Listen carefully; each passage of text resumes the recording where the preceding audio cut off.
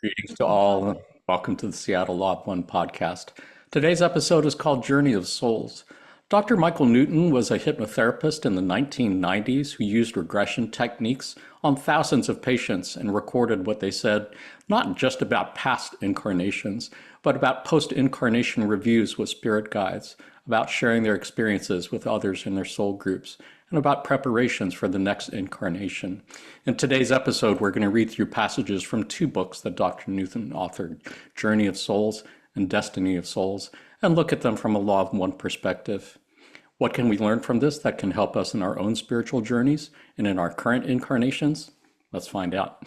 My name is Jonathan Tong, and I'm facilitator for the Seattle Law of One study group, who can be found on the list of study groups at the LNL research page shown on your screen.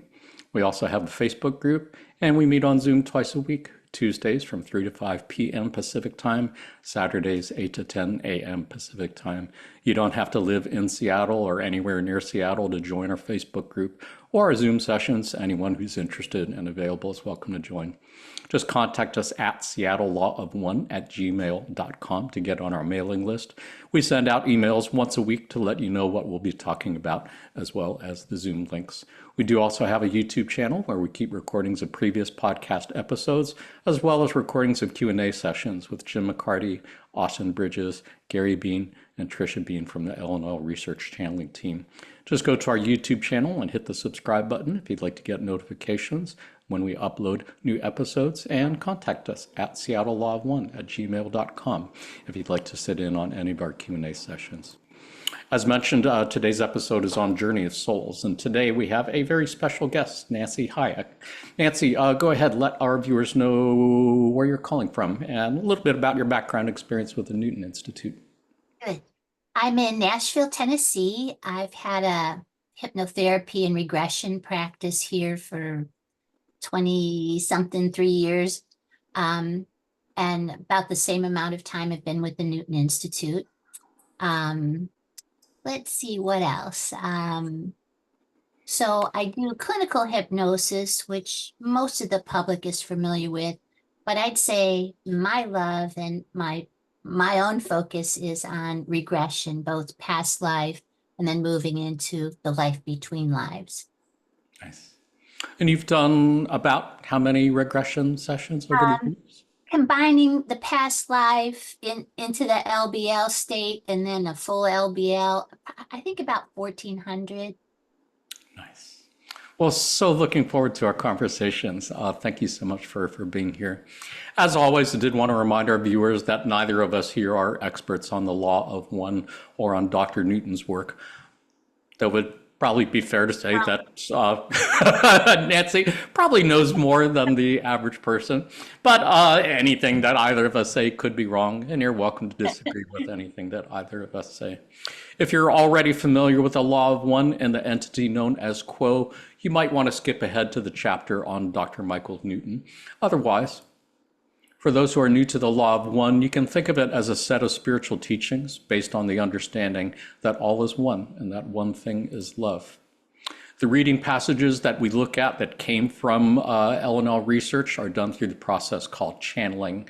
You can think of channeling as a form of telepathic communication between humans and entities such as angelic beings, extraterrestrial beings, inner planes beings, spirits of deceased, higher self, etc. Channel basically serves as a mouthpiece for other entities to speak through.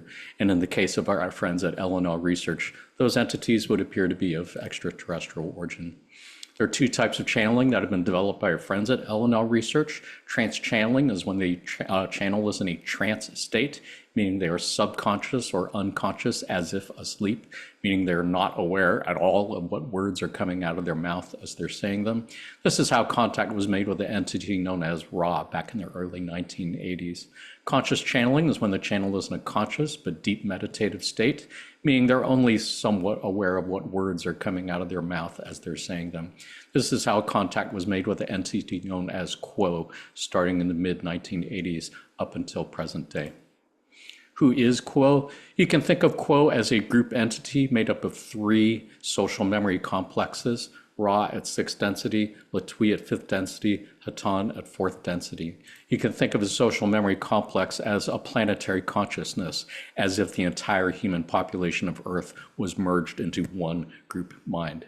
You can think of densities or dimensions as different levels of consciousness, different levels of reality, since those two things are closely intertwined.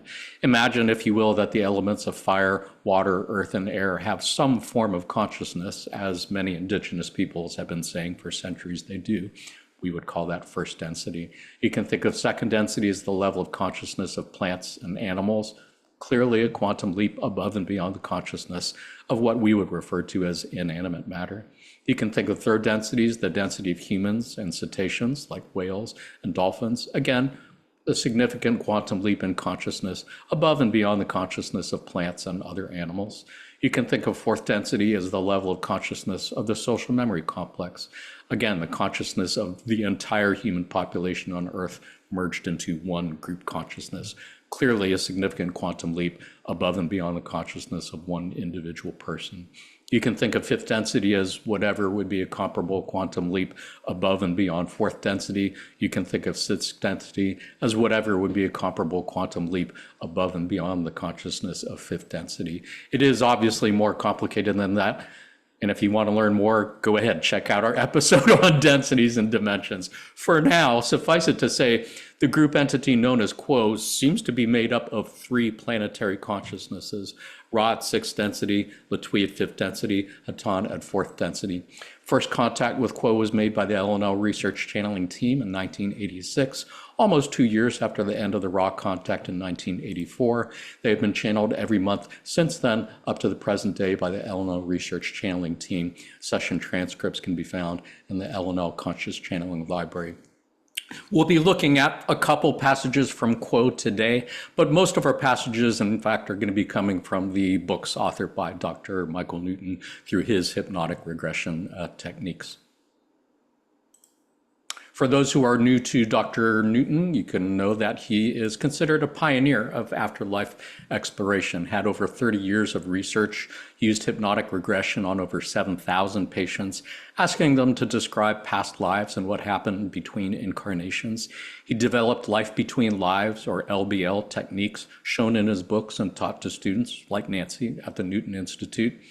Nice passage from the Newton Institute website. Dr. Newton said, "Our movement is designed to help human beings mentally become whole by connecting with the essence of oneness in the life between lives, and while in this life, experiencing a transformational discovery of the true nature of the eternal soul within the matrix of the human brain." Something that obviously goes very nicely with everything that we've learned about the Law of One.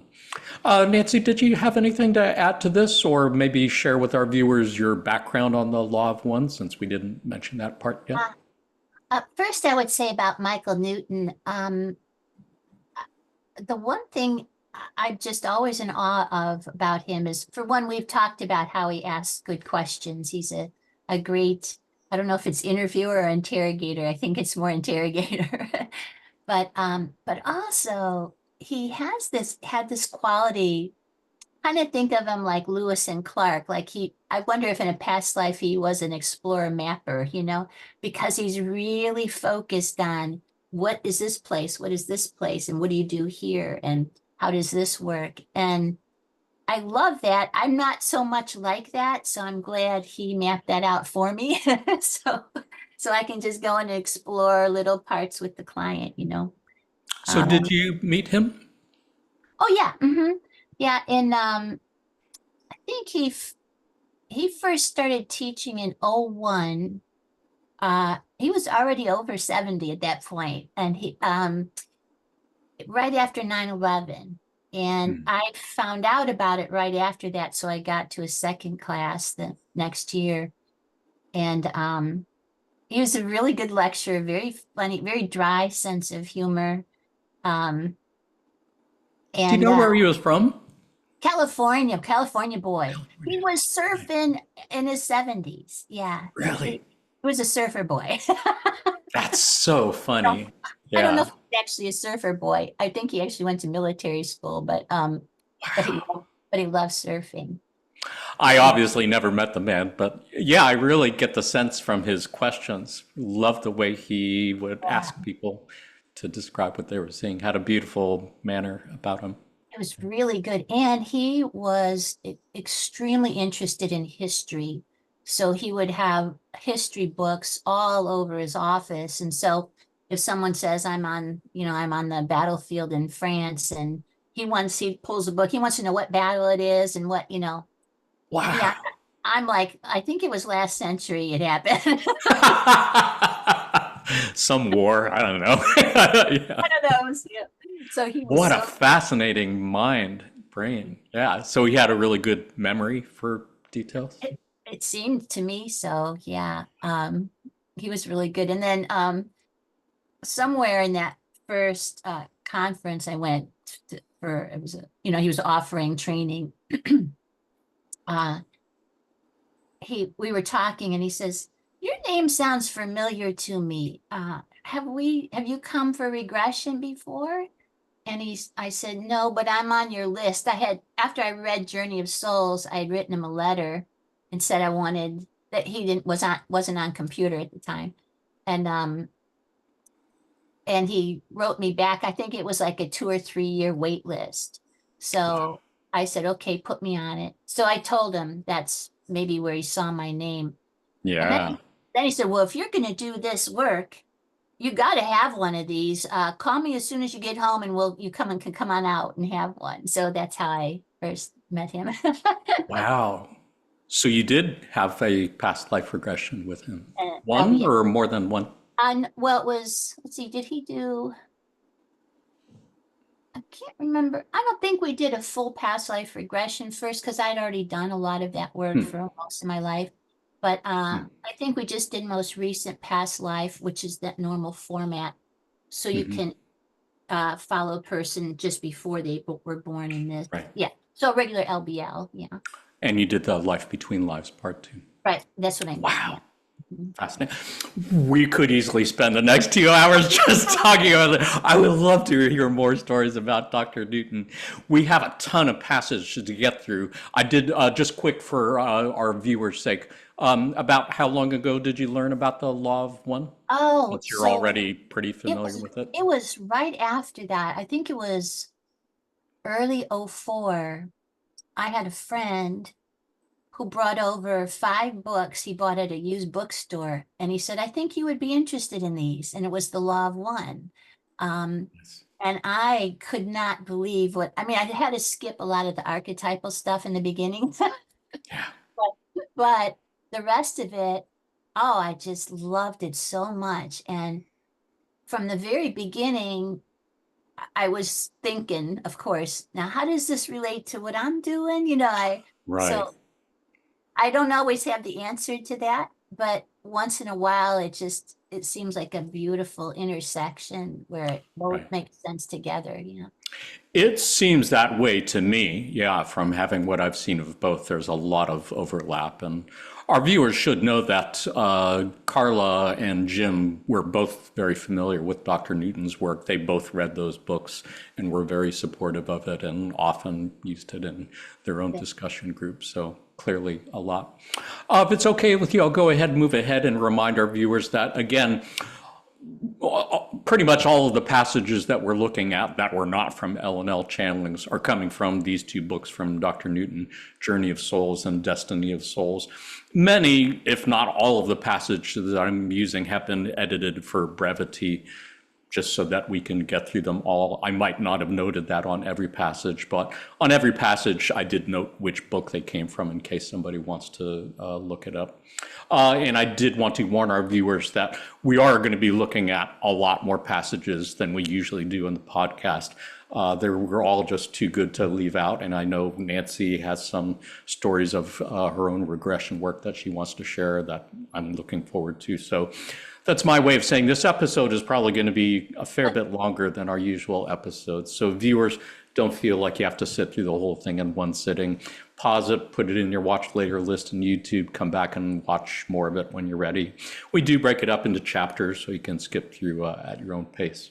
Otherwise, let's go ahead and take a look at a few passages on healing. it is worth noting that so many people go through traumatic experiences in this incarnation that there is a fair bit of time that they go through just kind of healing and becoming whole again, which is a beautiful thing. So let's read through two passages, both from Destiny of Souls. This person says, I am in a beautiful circular garden with willow trees and a pond with ducks in it. There is such tranquility here, and the scene softens the feelings of discouragement I have over my last performance. My guide, Makil, brings me to a marble bench under an arbor draped with vines and flowers. I'm so down over my wasted life because I overcompensated at every turn, going from one extreme to another. Makil smiles and offers me refreshments. We drink nectar and eat fruit together and watch the ducks. While we do this, the aura of my old physical body moves further away from me. I begin to feel as though I'm taking this in his powerful energy as oxygen after a near drowning. Makil is a gracious host, and he knows I need nourishment because I'm judging myself in such a critical manner. I'm always harder on myself than he is. We talk about my overcorrections of past mistakes and what I wanted to do that didn't get done or was only partially completed. Makil offers encouragement that I still learn from this life, which will make the next one better. He explains the important thing was that I was not afraid to change. The whole garden atmosphere is so relaxing. I'm already feeling better. And another passage from another subject from Destiny of Souls. After my cleansing shower, I move to an adjacent room to the place of rebalancing. While I float to the center of this enclosure, I see a vast array of spotlights overhead. I hear my name called. Banyan, are you ready? When I give my assent, sounds vibrate into me which resonate like tuning forks until the pitch is just right to make my energy bubble like frothy soap suds. It feels wonderful. Then the spotlights come on one at a time. In the beginning, I am scanned by an intense beam of healing green light. It casts a circle around me as if I were on a stage. This light is designed to pick up my level of displaced energy, to see what I have lost or damaged, and make corrections. I think this is more effective because my energy is bubbling from the sound vibrations. Then I receive a wash of gold light for strength and blue for awareness. Finally, my own pinkish white color is restored by one of the spotlights. It is soothing and loving, and I'm sorry when this is over. Man, I really can't wait to get into that shower. I would love to experience that now. Any thoughts on either of these passages, Nancy? I mean, you're exactly right. It's just, it's so funny. And some of them, some people it'll be obvious that they're healing over traumas, but some people are it's just adjusting their mind to where they've just landed, because it can take quite an adjustment. And so some people will talk about merging into a pool, like it's more of a watery pool of like a watery sphere of oneness. And then I'll be asking them questions, and they don't want to answer me. And finally, I had this one client say, do you have to keep asking me questions? Yeah. I'm in the shower, for God's sake. Yeah.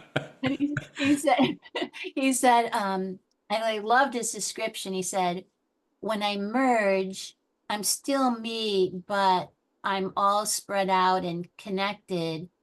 And for me to answer a question, I have to pull myself completely out of that, sort of reconstitute and answer you. He said, and I just don't feel like doing that right now. That makes perfect sense. Makes perfect sense. Does that happen often? Is that what you're saying? That someone no, it's funny. I remember telling Michael Newton that story, and he says, Nancy, if a client told me to buzz off, they'd pay for it dearly later on.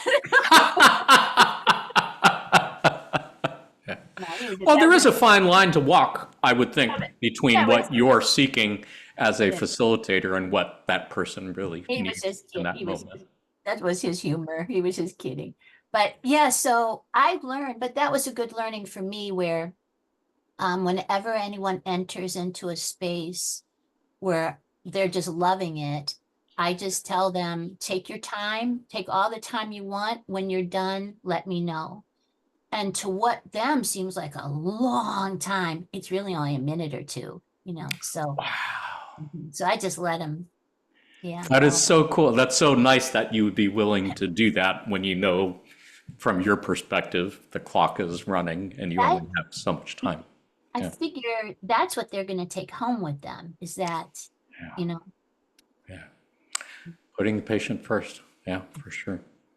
I really love that part in the first passage about how this particular subject was really down on themselves and they didn't really do what they were hoping to do in the incarnation. And the guide McKeel, who I'm guessing is African or Arabic. I'm not, I love the names. I uh-huh. always love the names that are used in these sessions. It's very cool. It sounds very Confederation like. But this guide says he explains the important thing was that I was not afraid to change. It's like, what a beautiful, comforting, reassuring thing. Do you Yeah, run across things like that in your work? yeah. Well, for one, this uh, um, kind of unworthiness we often bring with us after a lifetime. We know all of our foibles and we hit ourselves over the head with them, and we don't remember that from our guide's point of view and everyone else on the inside. It's like, it's no big deal. So we don't have that kind of grace yet with ourselves when we're coming back home. And yeah, I think yesterday I worked with a man who he was a Native American who tribe went through drought, and then there was no food, no game. They were dying too. So at some point he just packed up himself and walked west, like to the Ozarks. And he was feeling terrible because most of his people had died, but he felt he could have stayed and done whatever he could to help to the last one, but he couldn't take it anymore. He said it was just, he was dying inside, so he just had to leave. But he was beating himself up the whole way. Um, when he did die, later on in life, um, he crosses over, and this happens a lot too when someone is unsure of themselves. There's like a nothingness, like nothing's happening. And then they really feel bad, but then they feel like they're deserving this, like, oh, I've had people say, oh, I don't think I have a guide. See, no one's here. And that's after a life where they felt abandoned and so forth. So, but he says finally, no, there's some kind of a creature moving through the murky atmosphere, like some Star Trek. I can't remember what the name of the creature was. And I said, well, what do we call that person, that entity? Would it be the blob? Do we call him the blob? And he says, let me see, I don't think so. And then he's concentrating. He says, oh, he just turned into the Cat in the Hat. And he's really tall and he's got the big hat. And he's telling jokes. He's laughing at me. He's just laughing at me. And so we got his name. I won't say it because I don't have permission to give his guide's name, um, but the guide kept changing. Then he was Mr. the Peanut Man, with the cane and And and then he was the Stay Puft Marshmallow Man. Yeah. well, and they would change one more time. He said I don't know the character, but from a Santa is coming to town movie, there's an ice man that has the top hat. He kept having a tall hat. Oh, how But funny. all that's important because drawing the attention this way would tell me that's how we asked later, is he to bring his attention upward for communication with you? And that was a yes. So Oh, interesting. everything they do is symbolic. They're trying to give a Right, message. Yeah. right, But right. the whole thing about that, and guys are so funny most of the time, but the whole thing there was, um, he was beating himself up so bad. And in the current life, everything was about, is this the right choice or the wrong choice? Do I do this or do I this? And this guy told him, there is no right or wrong choice. It's just whatever you pick. And and so it was hard for him to kind of hear that, but I think he finally started letting it sink in by the end. That's Um, a big deal. That's a big thing to learn, and something I would think that could be really valuable to take back into the current yeah, incarnation. yeah. It's opposite of what our culture would teach us, but yeah, so you really have to work on it and focus on it. And I Yeah, think I think his guide could see he had already taken it so seriously what he'd done in the right. past. It was kind of beating himself up too much. And so he was Right. lightening. Yeah.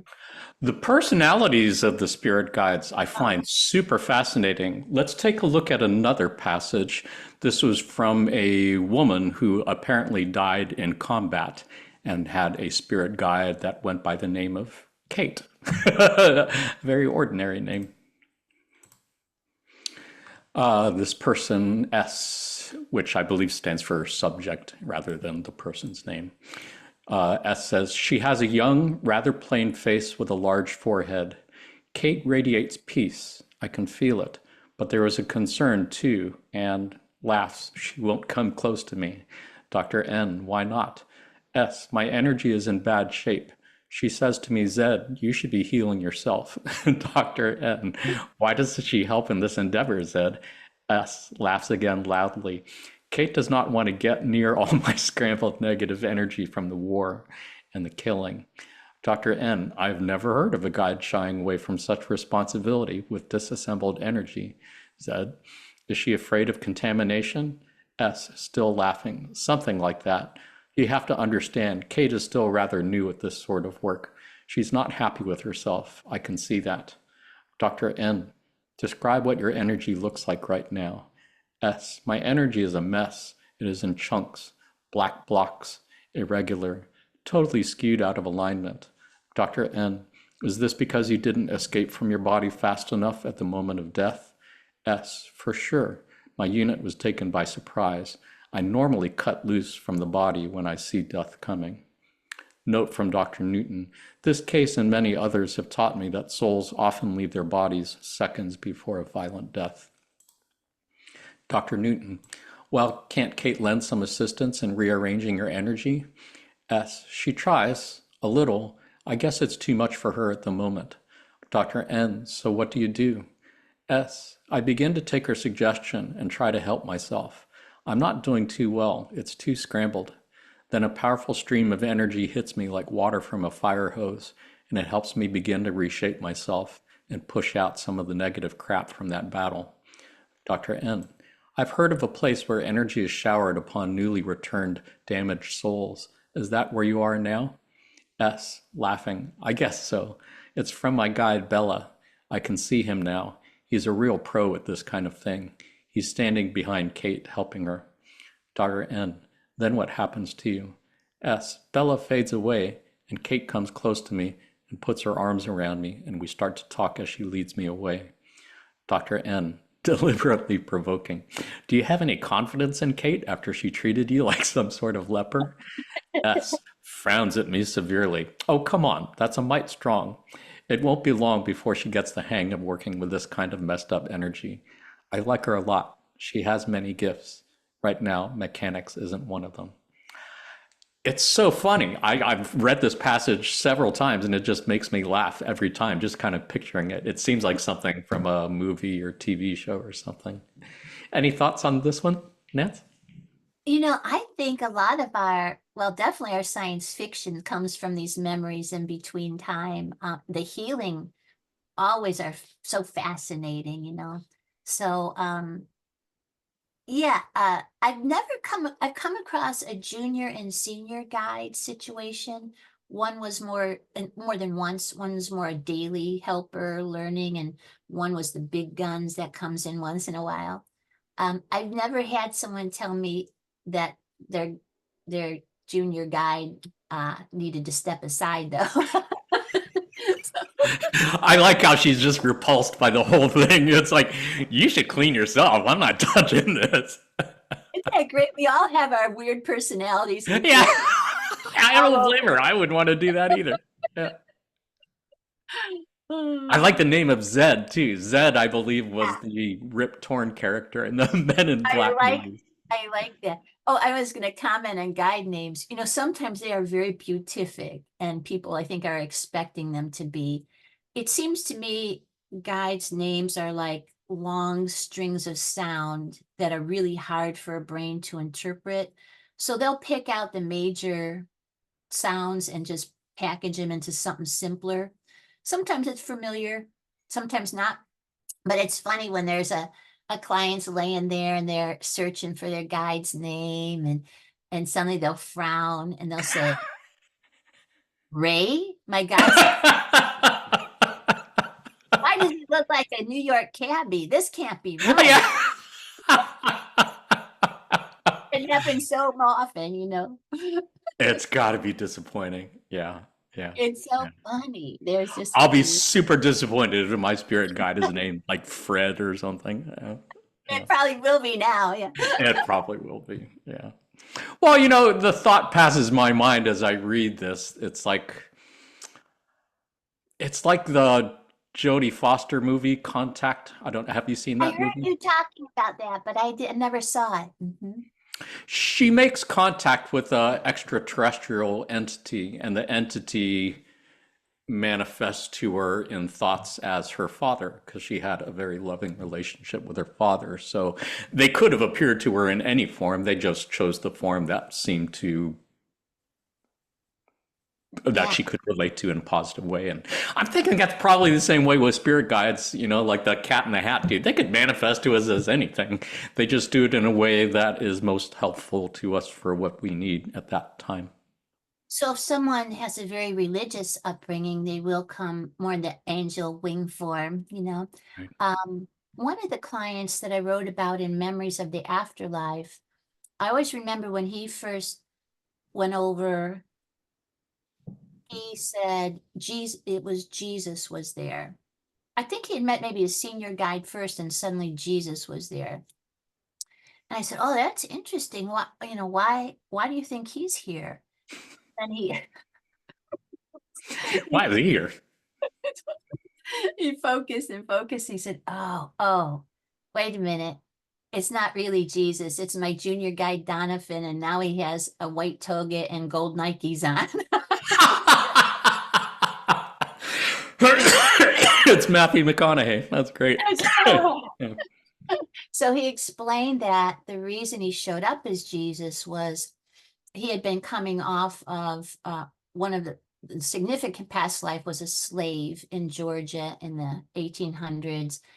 And he had been taught, the only book he'd ever seen was the Bible, and he'd been taught to read some of that, and that was it. And he used those words he learned to keep himself from exploding in anger and probably getting killed by the master. Hmm. So he kept reading Jesus's words to calm himself. And so Jesus was a really big figure to him. So that's why he showed up, because he figured that would bring some sense of calm in him. Before he showed him, it really Beautiful. wasn't him. Yeah, that's funny. Yeah, yeah. If I do see Jesus after incarnation, he's really going to want to know why I kept saying his name in vain so many times. I'm going to be really embarrassed about that. I really apologize in advance, Jesus, when we meet. Let's go through another passage. This is a different one. This one is about karmic balance, something that is talked about a fair bit in L&L channeling sessions. Let's see. This is from Destiny of Souls, and here the subject says, my area is not devoted to souls who have committed one serious act of wrongdoing. We work with habitually cruel lifestyles. These souls are then given a choice. We will do our best to clean up their energy by rehabilitation, and if we think they are salvageable, they are offered a choice to come back to Earth in roles where they will receive the same type of pain they caused, only multiplied. Dr. N. Could a salvageable soul be one who committed terrible atrocities in life but showed great remorse? S. Probably. Dr. N. I thought karmic justice was not punitive. S. It's not. The offer represents an opportunity for stabilization and redemption. It usually will take more than one life to endure an equal measure of the same kind of pain they cause to many people. That's why I said multiplied. Dr. N, even so, I suppose most souls take this option? S, you are mistaken. Most are too fearful that they will fall again into the same patterns. They also lack the courage to be victims in a number of future lives. Really fascinating passage, and certainly echoes what I've heard from Quo and Ra many times about karmic balancing and entities who came from Maldek, for example, in order to balance the karma for the decisions they made that resulted in the destruction of their world, or Mars, or Atlantis, or Deneb, or Sirius, or the list goes on. Any thoughts on this passage, Nance? This is interesting. It's from a, a chapter, I think it was Restoration of the Soul, and different examples if a soul was damaged and how that was dealt with.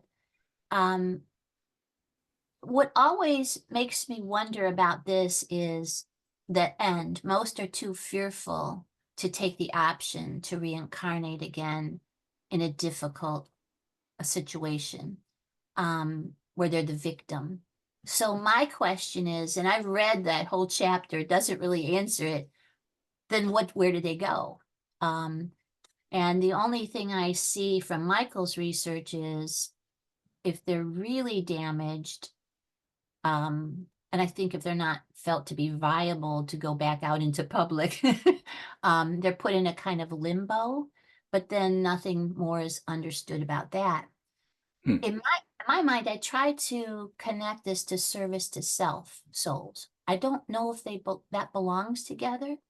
Um, but I wonder that, if I've always That's a wondered. good question. I never got the impression from L&L channelings that people would just go into a limbo and sit there forever.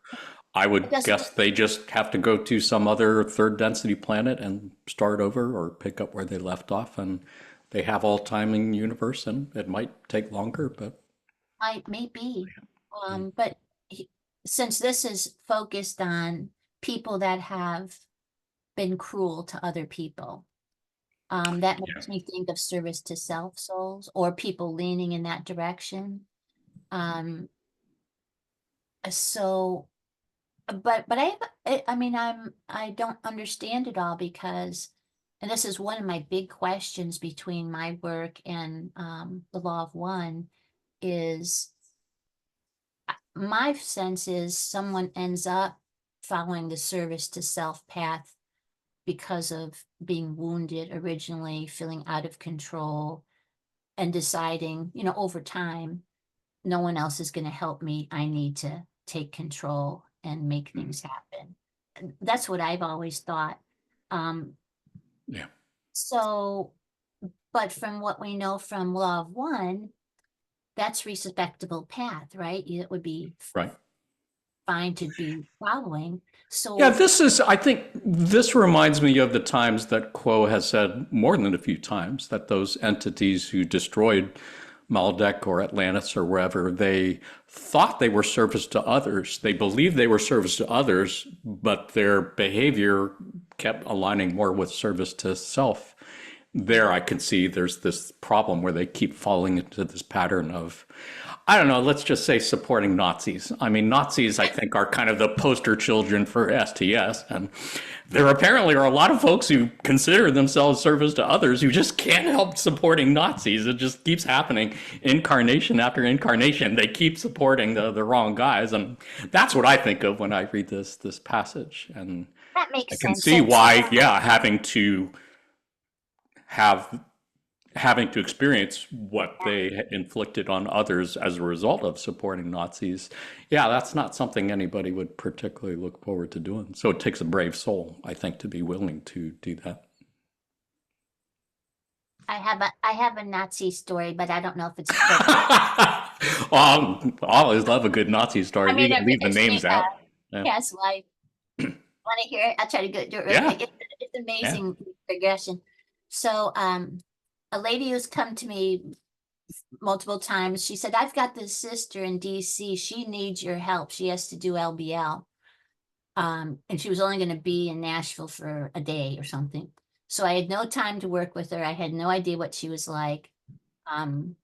So she gets here and she had cancer and had gone undiagnosed for a long time and was on pain pills, trying to figure out what was wrong with her. And her background was she and her sister were from a Southern family, very, very wealthy. Each child had their own nanny. And she went to law school and then went to DC to be big time attorney, but ended up getting caught in the nightlife, the nice life, the party life is what she liked. And so I know that she's had cancer. She said that they cut her open finally. I don't know if this can be true even. They took out all her organs, filled her abdomen with chemo, swished it around, and then put her organs, swished them around, and then took the chemo out. I never heard anything like that, but it was something quite dramatic. So she was supposedly over time, she healed from the cancer and doesn't look like she was going to originally. So, but she was very unhappy in her marriage and she was kind of like a complainer. So anyway, we go back. She's taken to this happy, happy little Dutch life. Everything is just sunshine and doggies and stuff. And we cross over, and that was supposed to be her most recent past life. And we cross over to the spirit world. And right away, I don't think we even met her guide yet. She sees a line of her council of elders, and they're all wearing the same necklace down the row, and it's the Star of David. And she said, what? Why are they wearing the Star of David? I'm not Jewish. I don't get this. She was really, she was unhappy with how the way things were going. So I said, well, I said, well, we'll figure it out. Let's see if we can figure it out. So she's focusing. And then she says, oh, no. She says, that wasn't my most recent past life. They just tricked me to get me in here. So just to make it nice and appealing, they showed her the happy life. She was actually in Nazi Germany. And as the story unfolded, she was, I believe she was Jewish. She was a teacher of Jewish kids, a little schoolhouse. 2 Nazi soldiers come. She was hiding them, so they discover them. And the head guy pulls out a flask and he offers her a drink. He said, you must be thirsty, hungry. So she takes it and drinks it, and it was poison. So she dies, and she realizes afterward he killed all the children too. So her next life is the life she has in current life. She grew up in Mississippi.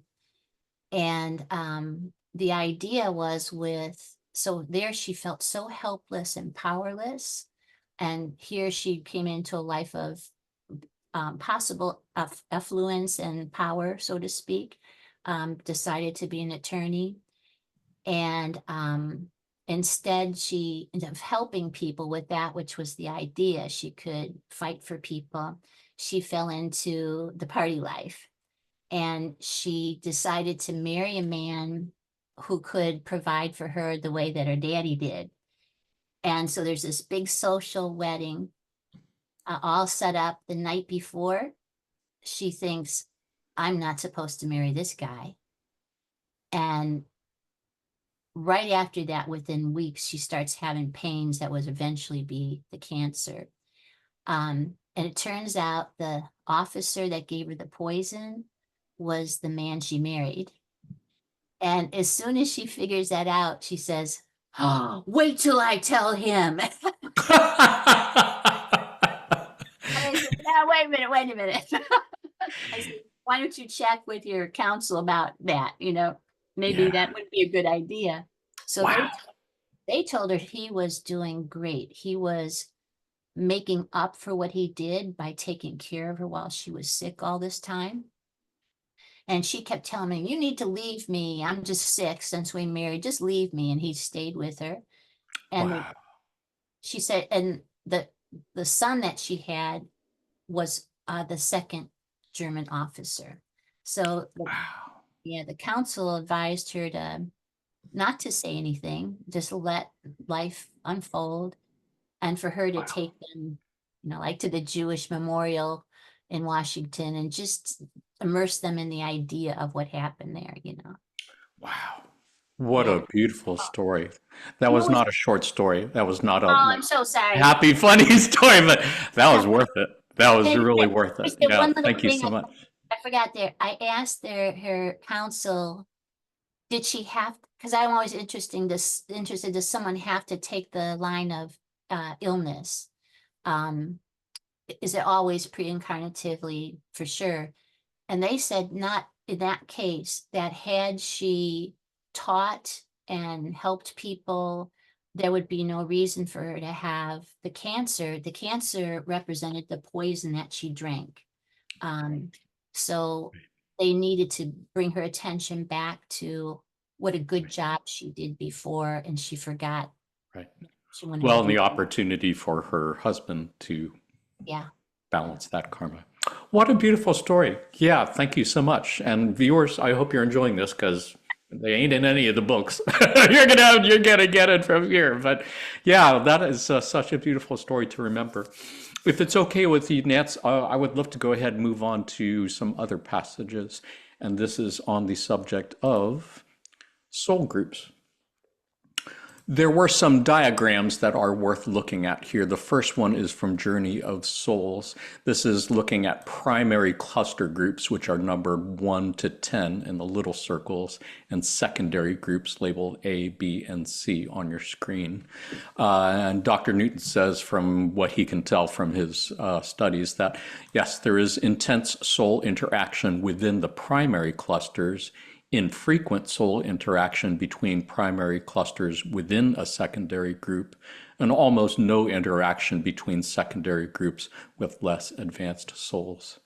And if we were to zoom in on groups 9 and 10 over here in the lower corner, you would see that there is sometimes mutual contact between certain souls within the shaded area who selectively work with others from both groups, and that there is a close association between souls in a group where there is a similarity of knowledge and affinity brought about by shared earthly experiences. Beautiful thing to contemplate and something to bear in mind as we read through this next passage, which is a little long. I think this is going to be about 4 slides long.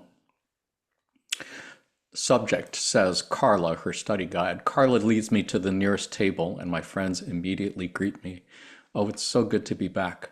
Dr. N, why are these particular people here with you in this temple? S, because we're all in the same study group. I can't tell you how happy I am to be with them once more. Subject becomes distracted with this scene. It takes me a minute to get her started again. Sounds like what you're describing before. Yeah. Dr. N, tell me how many people are in this library with you? S pauses while mentally counting. About 20. Dr. N, are all 20 very close friends of yours? S, we are all close. I've known them for ages, but 5 are my dearest friends. Dr. N, are every one of the 20 people about the same level of learning? S, almost. Some are a little further along than the rest. Dr. N, where would you place yourself in the group as far as knowledge? S, around the middle.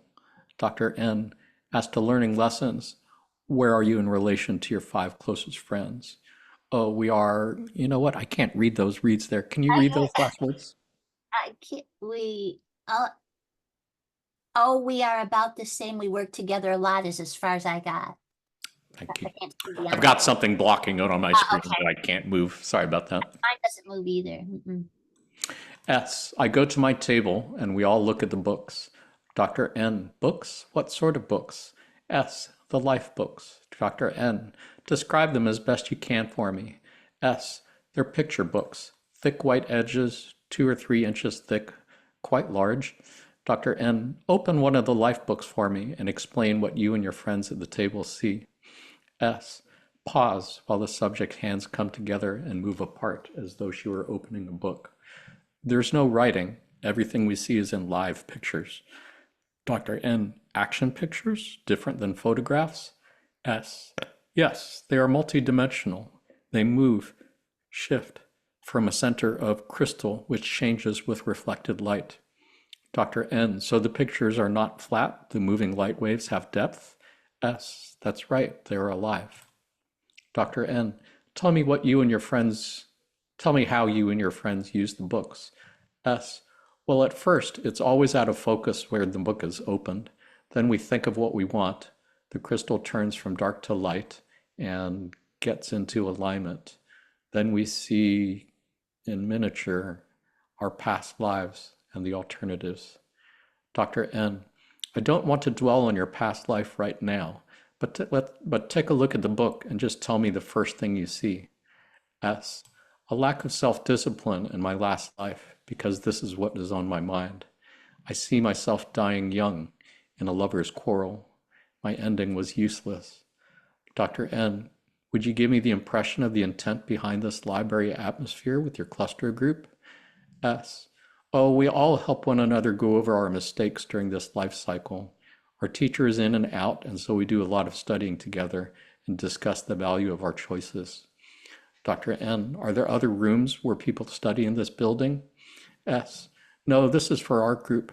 There are different buildings where various groups study near us. Dr. N. Are the groups of people who study in these buildings more or less advanced than those in your group? S. Both.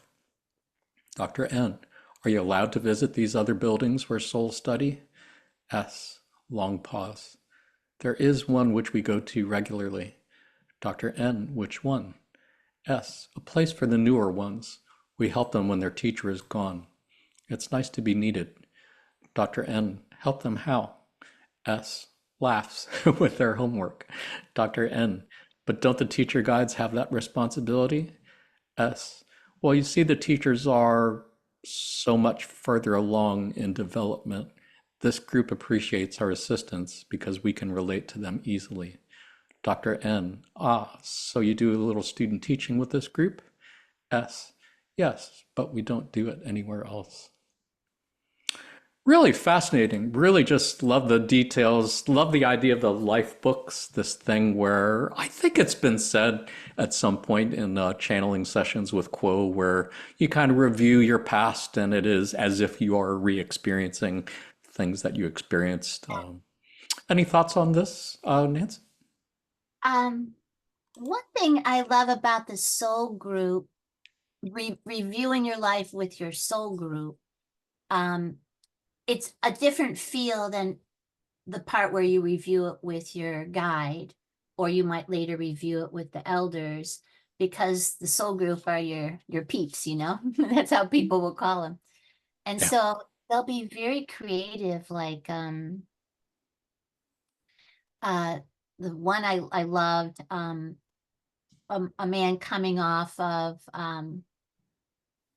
oh, it was the same one who had the slave life, and then he was a Nazi soldier, and he got caught up in being the best sniper because he needed the accolades to boost his ego because he was so pushed down as a slave. Um, and his guide and elders warned him that was a chancy choice in incarnation because he might get caught up in doing bad things for attention, coming off of being so low self-esteem. But he Wow. thought he figured he could handle it. He didn't handle it very well. so so he's coming off of the Nazi lifetime, and his soul group, the way they worked with them was he came right into their place, their space, and they formed a triangle and they put him in the middle. And when questioned what's going on, he said, they're sending me love. They want me to know that I can be loved. People will love me if I'm in the middle. I don't have to be at the top, at the apex of anything to be loved. And that was the beginning of his healing of all of that. Wow. Isn't that cool? What a powerful story and teaching. What do you make out of that from looking at it from a law of one perspective? When you think about it in terms of service to self, service to others, polarity, how would you look at that person's story? Because it Um, sounds like his guides were cautioning him against going too far on the negative path, if that was not, in fact, the path that he wanted to do. well, what was interesting to me is I remember he made a particular comment, and this is the story that's in Memories of the Afterlife, if anyone wants to read the whole story. But I remember he made a comment, um, when they were talking about how um, he said he felt in his first memory of the Nazi life, he was forced to do it. He was a country boy, good with a rifle. They would have killed him and his family had he not joined.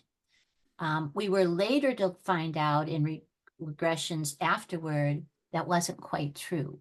That's what he told himself. That his guide and elders had put little opt-outs for him where he could have gotten out of the situation, but his need for self-esteem overpowered it. So that's where it took the little wrong turn. And the way he said it was, I wasn't killing out of a service to my comrades, trying to save them. I wasn't killing thinking I was saving my country. I was just killing because I got compliments, and that's what did him in. So that made me think, if when someone's in a military situation and they really feel like they're doing an act of service and they really feel like they're saving people, it's probably a whole different karma than if you're just doing it to get a compliment. Well, not to mention that he also had to endure at least one incarnation as a slave. So there probably was some feeling of revenge or Yeah, positive feelings of being able to. what they talked about was his anger there, that he still had that rage Yeah. from being. What's really interesting, I'll say real quick, current life, he was coming in. He's a psychotherapist, by the way, in the current life. Don't need to say the name. Wow. Yeah. Good one though too, but he had psychotherapied himself and medicated himself up the wazoo, and he kept having extreme anxiety, at the pit of the stomach, migraine headaches, agoraphobia. Even though everything looked beautiful on the outside, he couldn't crack it, and it would come up through the medication. So this is what he format he chose to do it in. And the headaches were from shooting people in the head. He hated doing it, even though he was doing it to get compliments. He had a fatal wound in the belly and he died on the battlefield there. And that was the anxiety in his belly. So he planted those things in his current body, or left the vulnerability for them open, so that these things would bleed through and he would have to make amends somehow. Yeah, so fascinating how all of that is planned, as well as the little opt-out opportunities there to give them a chance to make different choices. That's a beautiful thing, and I think it cannot be emphasized enough that, as you already said, there are no mistakes, and that every soul is precious, every spiritual journey is unique and precious, and what might seem like really bad or horrific or terrible things to do is it's what that was right for that person at that time, and any one of us would have done the same thing in their place because that person is us in another Exactly. body. So we're certainly no better, no different. Well, it's until you really think about individuals' life stories like this. I mean, I was like this. I'll think of what I learned in history. And when you think of all of the individuals that made up that history and what they went through, and what they feared, what they hoped, what, oh my God, what terrible, hard decisions we've all had to make at one point or another. For sure.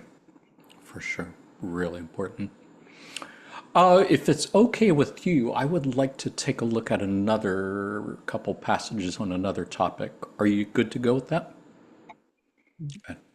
Really loving this so far. Again, really cannot tell you how much I appreciate your being here and appreciate the stories that you're sharing. And viewers, I hope you're appreciating this as much as I am. This is awesome. Let's take a look at some passages on what is known as soul group systems. This is another visual diagram that is in the book Destiny of Souls. This is what is referred to as the Great Hall Community Center. It's a representation of the first view that many people have of large numbers of primary soul cluster groups, each with 7 to 25 souls, which make up one big secondary group of some 1,000 souls. And primary group A, shown in the diagram here, is the subject's own cluster of souls. It's been described as temple, gallery, amphitheater, palace courtyard, school, auditorium. Again, it's just whatever setting seems to be the most comfortable, make the most sense for that soul. This is from Destiny of Souls. Dr. N. Ariani, give me a sense of what it feels like to make your way through this crowd of souls to your cluster. S. With excitement. It's uplifting and awesome at the same time. With my guide leading, we start to weave our way left and right between the clusters, some of whom are seated in a circle, and others are standing, talking. In the early stages, most people pay no attention to me because we are strangers. Souls who are nearby my path might nod their heads in polite acknowledgement of my arrival. Then about midway through, people who see me become more animated. A man who was my lover 2 lives ago stands up and gives me a kiss and asks me how I'm doing. More people in other clusters begin now to smile and wave at me. Some of whom I've known in lives only slightly give me a thumbs up greeting. Then, as I get to a group next to my own cluster, I see my parents. They stop what they're doing and drift over the short space between our 2 clusters to embrace me and whisper encouragement. Finally, I reach my own group and everyone is welcoming me back. Such a beautiful visual. It reminds me of the ending scene of Titanic where Rose dies and she goes back to the Titanic and sees all of her friends and lovers there welcoming her back. Beautiful thing. I'm always going to throw in pop culture references wherever. Any thoughts on this, Nancy? Any similar experiences with your clients? Yeah, I love this line in the third paragraph. A man who was my lover 2 lives ago stands up, gives me a kiss as I'm doing. I've had clients will be meeting in people in a group like this, and I just remember one lady says, "Oh, that's George, and that's Larry." And now, before we start, I take a whole intake thing of all the important people in their life. So when someone shows up, I know who they're talking about, and maybe I could ask a good question. So Nice. she's rattling off these men's names that I don't know. We're in our interview, you know. So I said, "Larry, who's Larry?" "Oh, he was my husband. But that was France, maybe 1500, and oh, we had a good time." And I said to her, "Now, have you always had a conscious memory of this in your daily life, or is this just coming to?" Because the way she said it, like she knew it for her whole life. I said, "Is this just coming back?" She said, "Oh no, it's just coming back to me right now." And I just love that. Now, not everybody has that experience where that full memory comes back.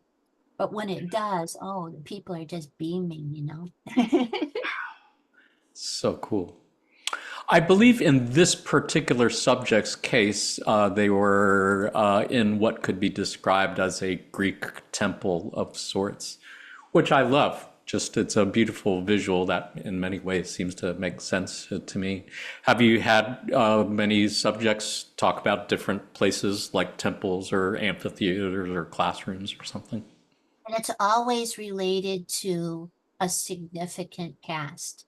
Um, either shared by the group, where soul groups so often incarnate together. And Right. sometimes it will be chosen because it's significant to the returning soul. And this is what I love. Every little thing is a symbol.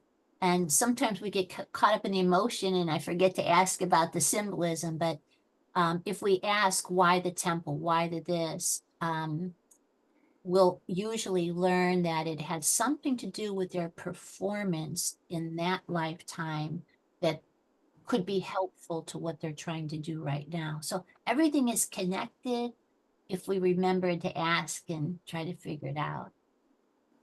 Makes perfect sense to me. Yeah. And it is a reminder what our entity known as Quo has said many times, that it's all in the mind. Everything that we think of as solid material is an illusion and it's a construction of the mind. So all of these environments that they seem to be in certainly don't exist in material space and time. It's just mental Extra. patterns to help. Beautiful Yeah, to thing. help facilitate. And I think sometimes the shape of a place probably holds energy a certain way. Like I noticed all the council of elder meetings, some say they're courtrooms, but they're almost all dome shaped if you ask the person. So there must be something about that energy. And there's usually some kind of energy coming down from the top in the ceiling. So interesting.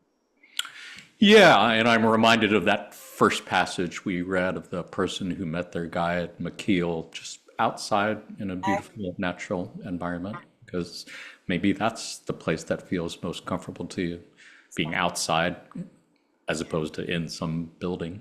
Yeah, Right. Don't beautiful. want to be don't want to be trapped with someone who might yell at you.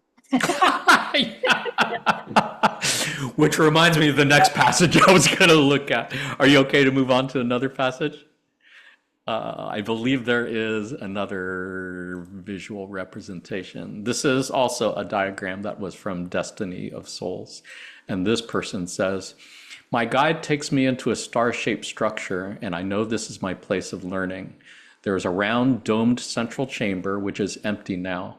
I see corridors going off in opposite directions, and we move down one of those halls where the classrooms are located.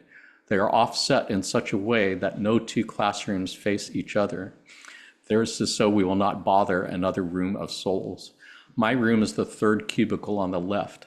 I never see any more than 6 rooms to a hallway. As I pass down the hall with my guide, I notice in some rooms souls are studying quietly by themselves, while others are working in groups of 2 to 5. A different room has students watching an instructor lecturing at a blackboard. When I enter my room, everyone stops what they were doing and gives me a big smile. Some wave and a few cheer as if they were expecting me. The ones nearest the doorway escort me to a seat, and I get ready to participate in the lesson. The whole time I've been away seems like a brief trip.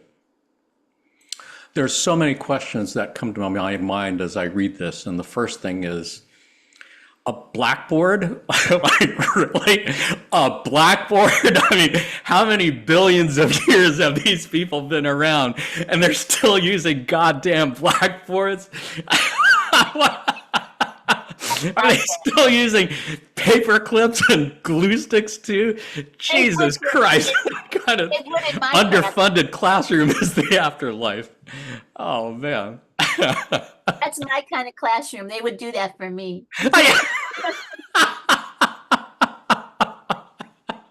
I spent 36 years as a public school teacher. Oh, that's If I got right. to go be in a goddamn That's right. classroom in the afterlife, I'm going to be pissed. If I That's got to so go to fucking funny. staff meetings, I'm going to be pissed. That is so funny. Yeah. Oh, I wish I'd be there when you cross over. That would be funny. Oh, I'm sure we will. I'm sure we'll see each other. Yeah, we'll Jesus, be the thumbs up people. Yeah. Jesus will be the teacher at the blackboard. I better get something better than a fucking blackboard, I could tell you that. We had document cameras and LCD projectors the last time I was in a classroom. Oh, man. All joking aside, any similar experiences like this that you've seen with any of your patients, clients? Times, I don't have people usually go in this much detail about how they found their group. Oftentimes they just say, "Oh, I'm back with my group." But I so respect Michael probably took that client down and exactly tell me how did you get, because he's mapping out these things. Um, but one thing I would comment is that last line. Seems like I've just been gone for a brief trip. Is it in law of one, is it time, space? That's the metaphysical time. Yeah. So Michael calls the sense of time in the spirit world now time. That's was something he just made up. Um, Nice. and he has all long chapters on that. But the way I feel it and the way the clients seem to feel it seems to be when the focus is on some internal subject, like a quality, a kind of love, or something we're trying to develop. So a timeless principle. Um, when the attention's on that, 1 second someone sees that active in their past life, in their current life, and 5 past lifetimes ago. And that confuses a client in the beginning where they'll say, wait a minute. We were just talking about my past life. Why am I telling you about my current life? It's because they're tracking that principle as it's active in all those time periods. I think that's what's behind now time. And I kind of feel that must be a taste of time space where you know, you're tracking things from something other than linear physical time. You're tracking it from principle. Absolutely. Yeah. I would agree 100% with that. Yeah. Yeah. Now time sounds like what is often referred to by our friend Quo as the present moment. That present moment is like the smallest unit of time there is, which means it's basically eternity. It contains eternity. And yeah, the whole time, past, present, future really doesn't have any meaning in time space. So everything you said makes perfect sense to me. Yeah. You know what's interesting? I don't think this is just for regression, but anytime someone submerges themselves subconsciously, it might happen with the LL channeling. You'd have to ask. Um, it happens when people smoke weed, so that's submerging yourself subconsciously. But when a person comes out of a regression, I always ask them how long they feel they've been laying down. And usually they'll say an hour, maybe 2 hours, and it's usually 3 to 5 hours. And so there's quite a significant difference. And oftentimes they're the same people are saying, um, I was never hypnotized. I don't think that I don't know where I got all that stuff, but I was never hypnotized. And then I'll ask them the time question, and then they're off by 2 or 3 hours. That is But so cool. Yes. Yes. And that makes perfect sense too, deeper you go, the nature of time changes. for sure. Yeah. If it's okay with you, I do want to key in on that last line that you mentioned, where this person says, the whole time I have been gone seems like a brief trip. And I do have a passage from Quo that I think kind of speaks to this nicely. This is from March 5th, 2006. And Quo said, from the vantage point of time space, then, when an entity returns to the larger self, or the soul stream, as this instrument has called the larger self, there is that sense of never having been gone that you have when you visit old friends who have been apart for years. Somehow they pick up right where they left off if the relationship is a good one. And to your soul stream, the you that comes back to that soul stream is not at all a prodigal son, but rather a returning hero. Each of you has a great deal of courage, and you have showed that by taking incarnation at all. It is a risk of high caliber. You may forget to wake up. You may forget to perform your mission. You may pass on working on the lessons that you wanted to learn. When you return from an incarnation and look at the pattern you have created, you may find that you have missed some opportunities that on hindsight, you are sorry that you missed. Nevertheless, every incarnation is perfect. There are no mistakes. And when you return home from this illusionary experience of life on earth, There's a fullness to your experience that was not there before. You have added to the self in ways that you know not while in incarnation, and you have given a harvest of new information to the one infinite creator. It is a joyful time. It is as though you had never been gone. Such a beautiful passage, and I think so reassuring, I hope, to anyone who is maybe hard on themselves for missing the signs on the road or not doing what they had hoped to do, that it's okay. Every incarnation is perfect and there are no mistakes. And whatever you learn from this one, it's going to help you for the next one. I just find that super encouraging. Any thoughts on this, Nance? God, I only even wish, wouldn't it be wonderful just to tap in and embody that consciousness once in a while, where you really truly, that's really truly how you feel.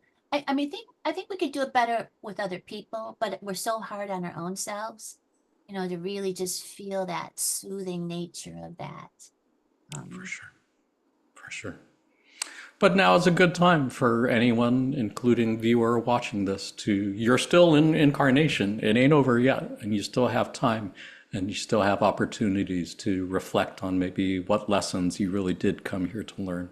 What are the recurring lessons that just seem to be coming up and over for you, and what can you do differently, maybe better than last time? I know that's a process I'm going through every stinking day. I'm thinking about what I can do better this time than what I did yesterday or last year or the previous incarnation. So it's a great opportunity to grow, especially here at this time at the end of third density, beginning of fourth. It's a really precious time, as intense and fucked up as it may seem.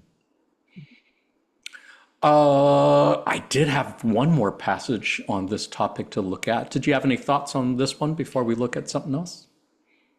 That's good. This is on a passage going back to the classroom motif. This is a passage that relates to what could possibly be described as stubborn students. Dr. Newton, this is from Destiny of Souls. Dr. Newton, children, you call these first level souls children? S, laughing. Well, now I'm sounding a bit pompous myself. It's just how we describe the beginners, who can be rather childlike in their development. This group is really just starting. They acknowledge me because I've been active with them.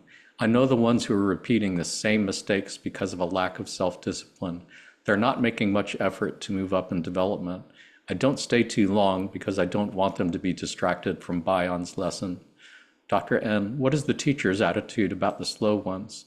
S, frankly, the teachers of the first level do get tired of certain students who almost refuse to progress, so they leave them alone a lot.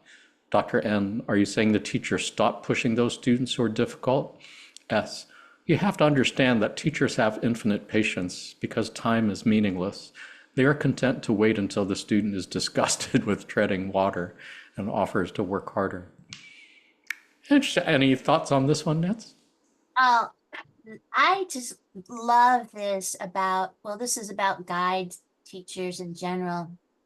They have this, they're my role models. I try to be like them and I fall short almost every time, every regression. So they'll have something to say.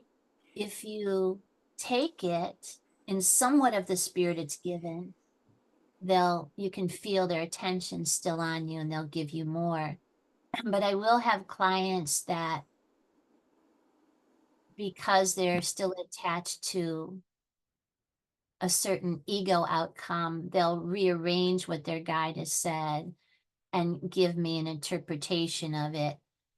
And that's not at all what I heard them saying, right? But then as a good facilitator, I'm not supposed to say that.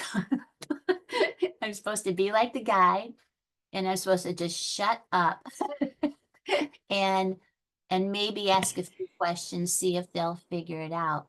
But so that's what I've noticed. And sometimes I'm good at that. Sometimes I'm bad. I think this month at one point I said to a guy, that is absolutely wrong.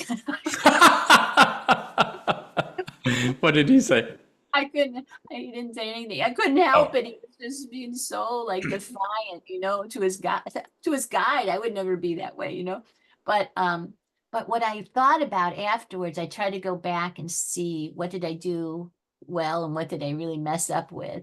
And so I remember while he was being defiant and switching things around to interpret, to make himself look good, his guide stopped talking altogether and just stood out to the side.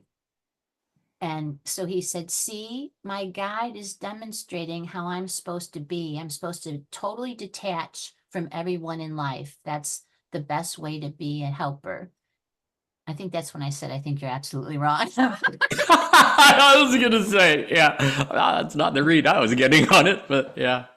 Yeah, it's really fascinating. I appreciate your sharing that because it definitely reminds me of the more than a few times that the entity known as Quo has said, we can't do your learning for you. It's like, that somebody maybe asks a question about their personal life, and they're always careful about respecting free will and making sure that each person makes choices and isn't just doing what some authority figure told them. So definitely appreciate that. So I love that. Yeah, they usually just get quiet, leave space, and probably are arranging something, some catalyst, or maybe amplifying some things just for a person to figure it out on their own. Yeah. Yeah. I'd like to have that kind of patience. Oh, yeah, wouldn't we all? Yeah, for sure. I occasionally had that kind of patience as a school teacher. I was pretty good. I was all right. But yeah, sometimes you just got to let people go at their own pace. You can't make them go faster, learn faster than they want to go or prepared to go. So definitely appreciating this passage. Are you ready to change topics? Look at another passage? Let us go ahead and take a look at what is called life selection. In this next passage, they're going to refer to something called the ring. And in this case, that means something that is called the ring of destiny, which you could kind of think of as like a screening room for future lives. It would appear to be a place where, in between incarnations, entities can go to review potential future lives, examining different bodies they could have, looking at different timelines, looking at different karmic opportunities, looking at who their parents might be. It's just kind of a way of helping you choose an incarnation that will allow you to fulfill your spiritual goals, learn the lessons that you want to learn.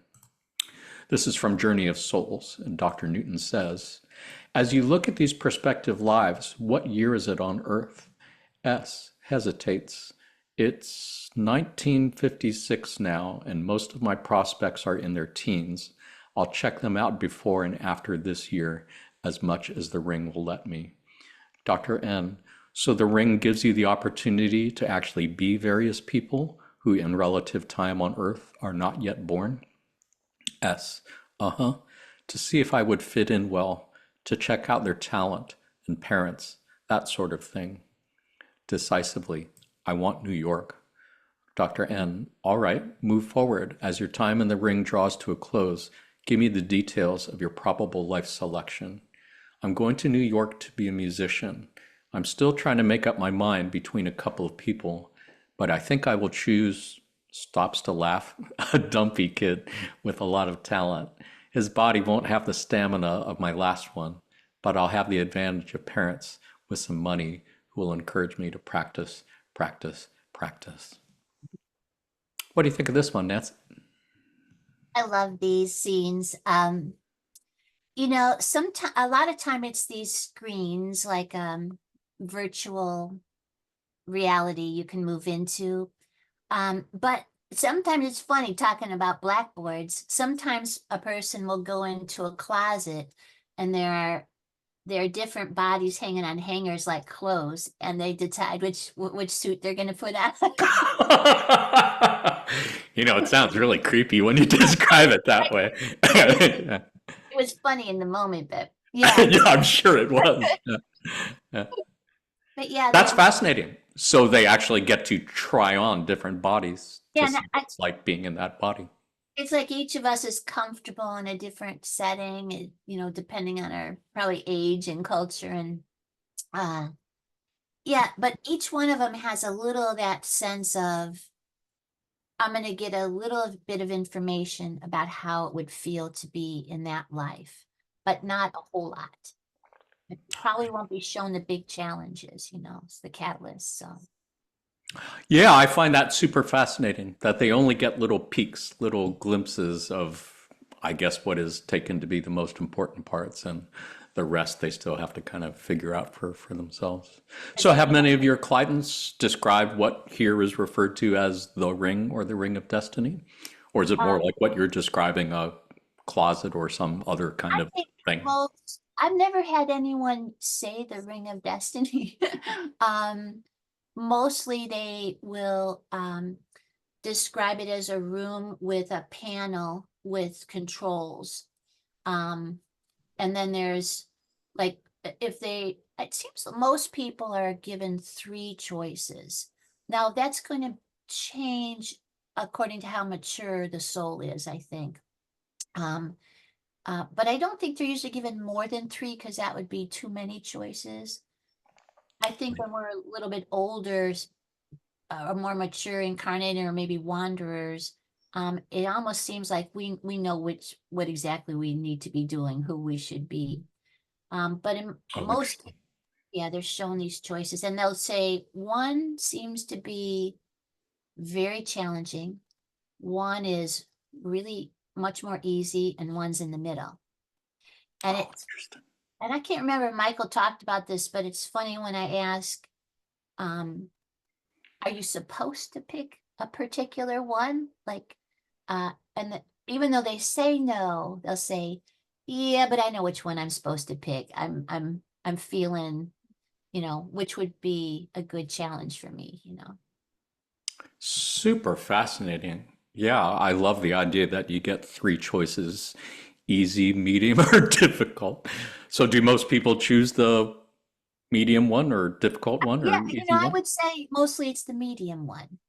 Oh, can I tell you a short story here? Yeah, I, please I do. promise it'll be short. Yeah, I think it'll be shorter than the last one anyway. So this is hilarious. I remember this one for the rest of my life. So I'm working with a young middle-aged man, and he goes to his most significant, well, it was his most recent past life, and most significant. So he's this little girl, maybe about 12, and he's sitting in a forest, and he's just sitting there kind of rocking back and forth. Tell me about the sun and the noises and the water, and I can't get him to move at all. We're there for, I don't know, half hour. We're just not going anywhere. So finally, it dawned on me. I'd had this happen before. I think it was once at the time. I asked if he'd already left his body. Had he died already? And I've had a lot of opening past life scenes after death, which is fascinating because it has to do with what you did after death is what they want to talk about, what you did with your mentality. So, so I say to him, could it be that you're not in your body? And she's like, he is talking like a petulant little girl at this time. Maybe that my body's not with me. So I say, go to the last scene, the last time you were with your body. So he's driving in a car down a country road, mom and dad. They hit a deer or something, but they all died. There was a big crash. And he describes his mom and dad's souls going up out of the car, up into the sky. And he comes up out of the car and then he makes a hard turn and goes right for the forest and sits down there in the moss. And I said, how long have you been sitting here? He said, mm, 30 years, maybe. And I said, well, I know that you moved on. Are there people, because you're sitting in my office, so I know you reincarnated. so, so I said, is anyone trying to help you move on? He said, yes, but I just turned my back on them. So that's how he was dealing with his guide and anyone else trying to help. So I said, okay, well, let's go to that point. We know you crossed over, so let's go there now.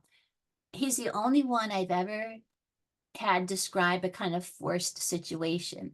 So he said his guide grabbed him by the ankles, pulled him up through the trees, and he was holding on to the branches, and the leaves are coming out of his hands for dear life. They take him out of the forest into the heavens.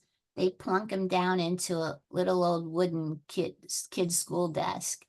And he says in a small voice, "Oh, I'm in trouble now."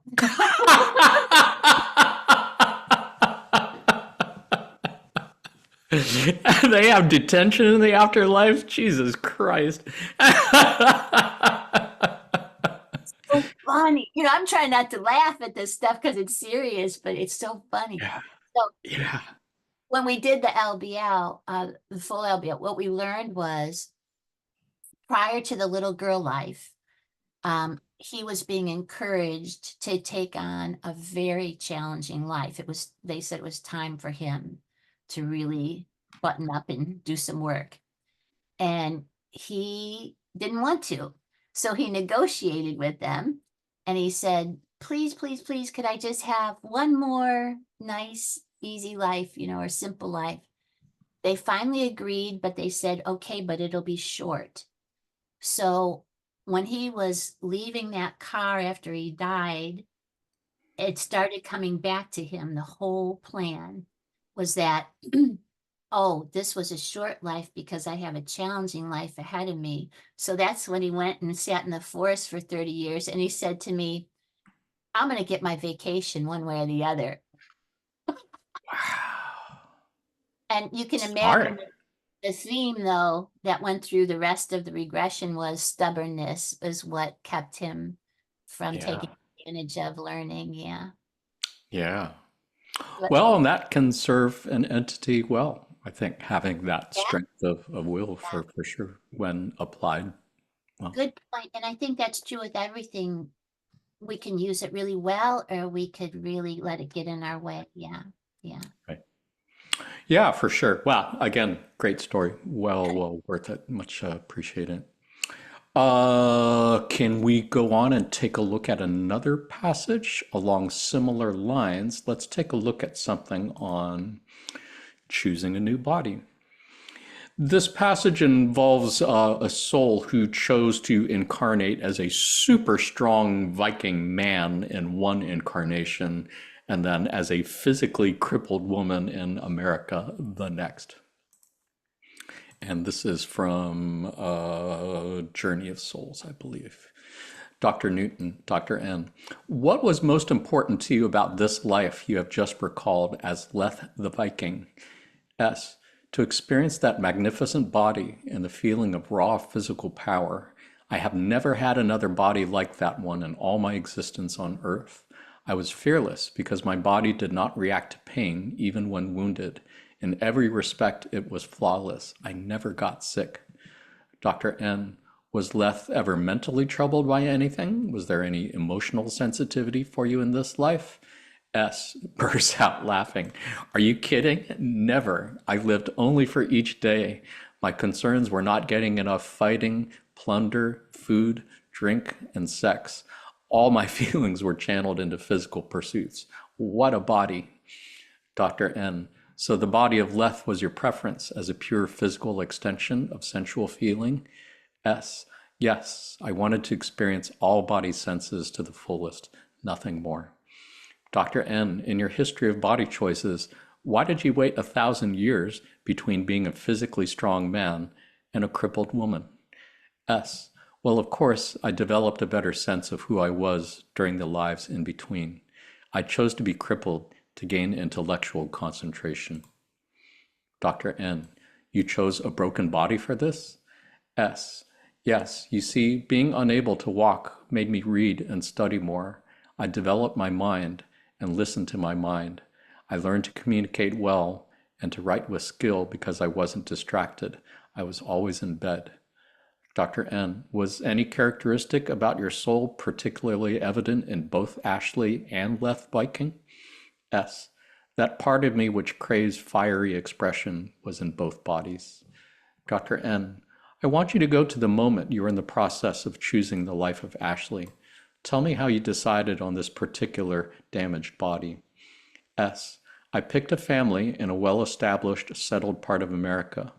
I wanted a place with libraries and to be taken care of by loving parents so I could devote myself to scholarship. I constantly wrote to many unhappy people and became a good teacher. Dr. N, as Ashley, what did you do for this loving family who took care of you? S, it always works two ways, the benefits and liabilities. I chose this family because they needed the intensity of love with somebody completely dependent upon them all their lives. We were very close as a family because they were lonely before I was born. I came late as their only child. They wanted a daughter who would not marry and leave them to be lonely again. Dr. N, so it was a trade-off? S, most definitely. Dr. N, then let's track this decision further back to the place of life selection, where your soul first saw Ashley's life.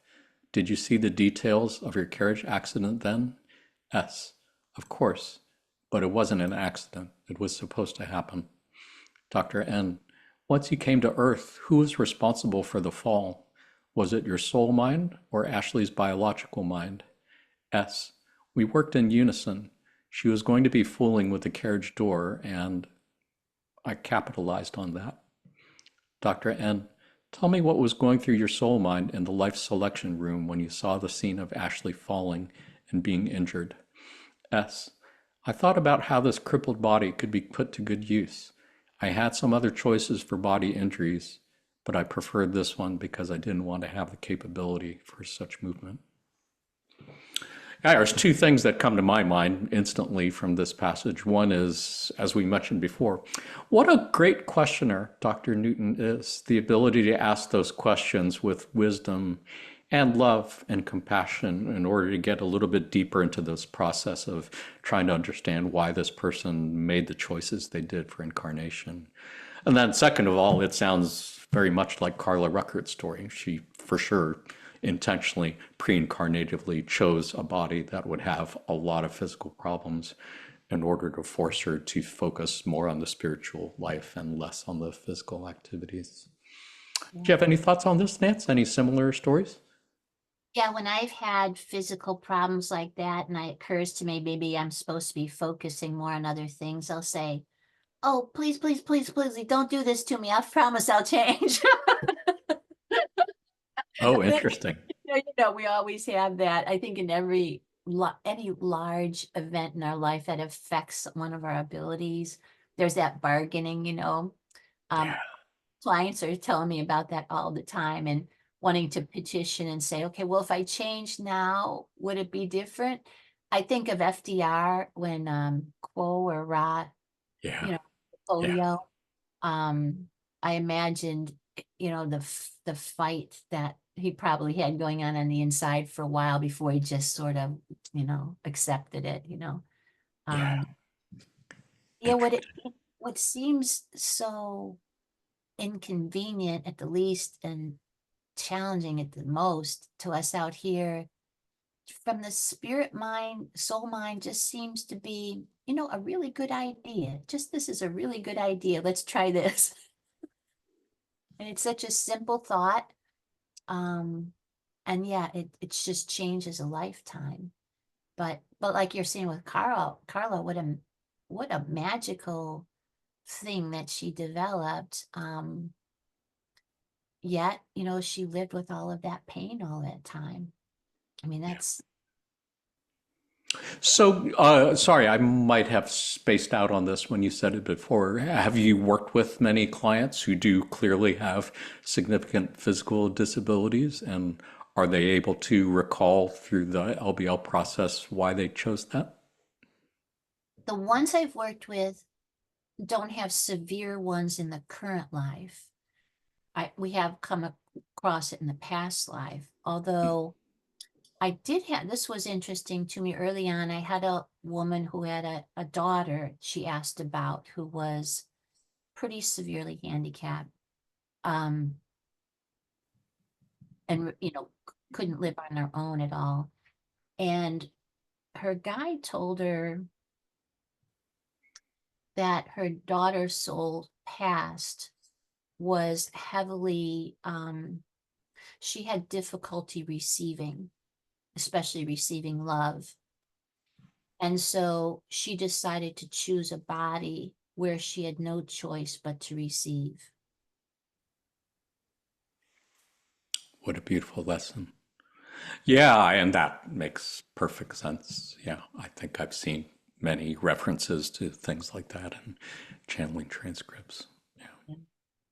I read one more lip or Yeah, time. please. Yeah, absolutely.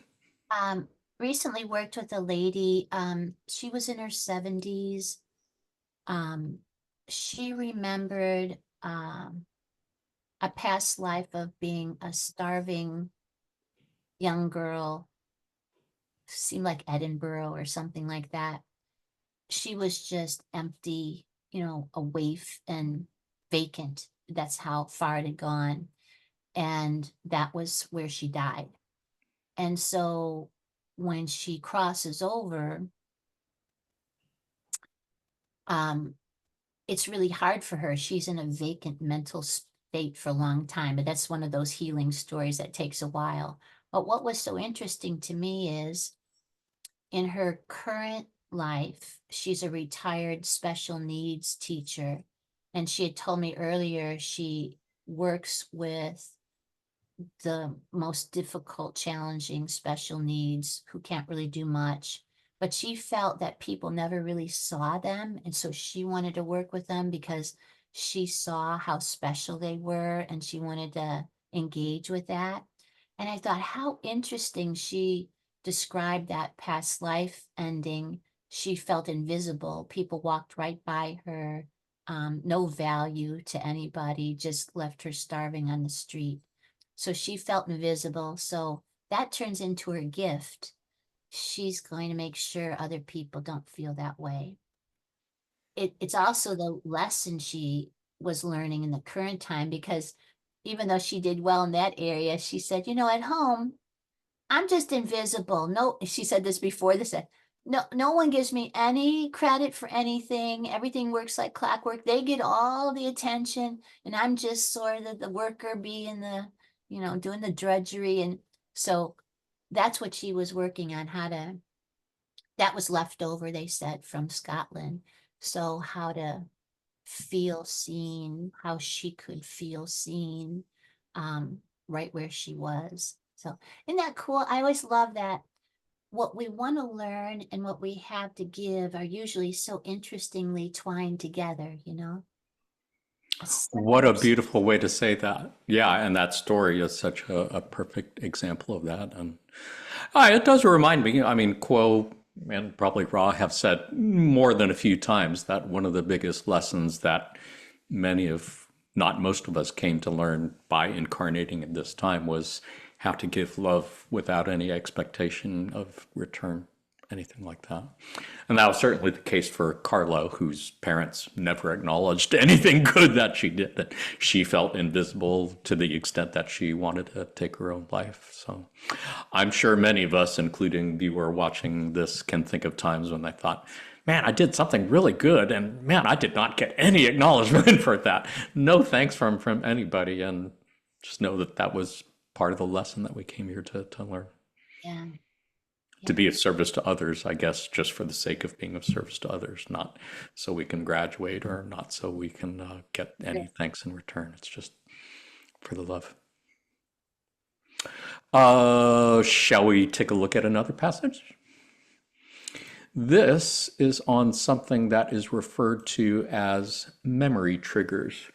Memory triggers are kind of understood to be things that we plan pre-incarnatively that will trigger our memories for important things or choices or decisions that we're going to face in our incarnation. This next passage we're going to look at is about somebody who's going to a recognition class where the entities there have things put into their minds programmed to help them recognize each other when they do run across each other during incarnation as a trigger to work together. Subject says, I must go to the recognition class. Dr. N, what is this place like for you? S, it's an observation meeting with my companions, so I can recognize them later.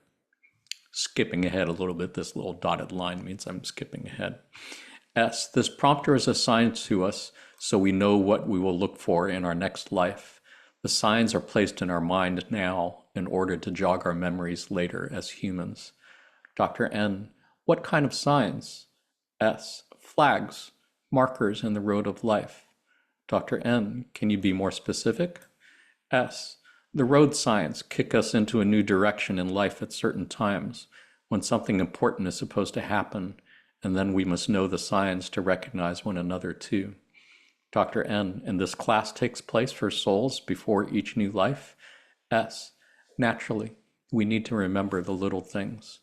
Dr. N, but haven't you already previewed the details of your next life in the place of life selection?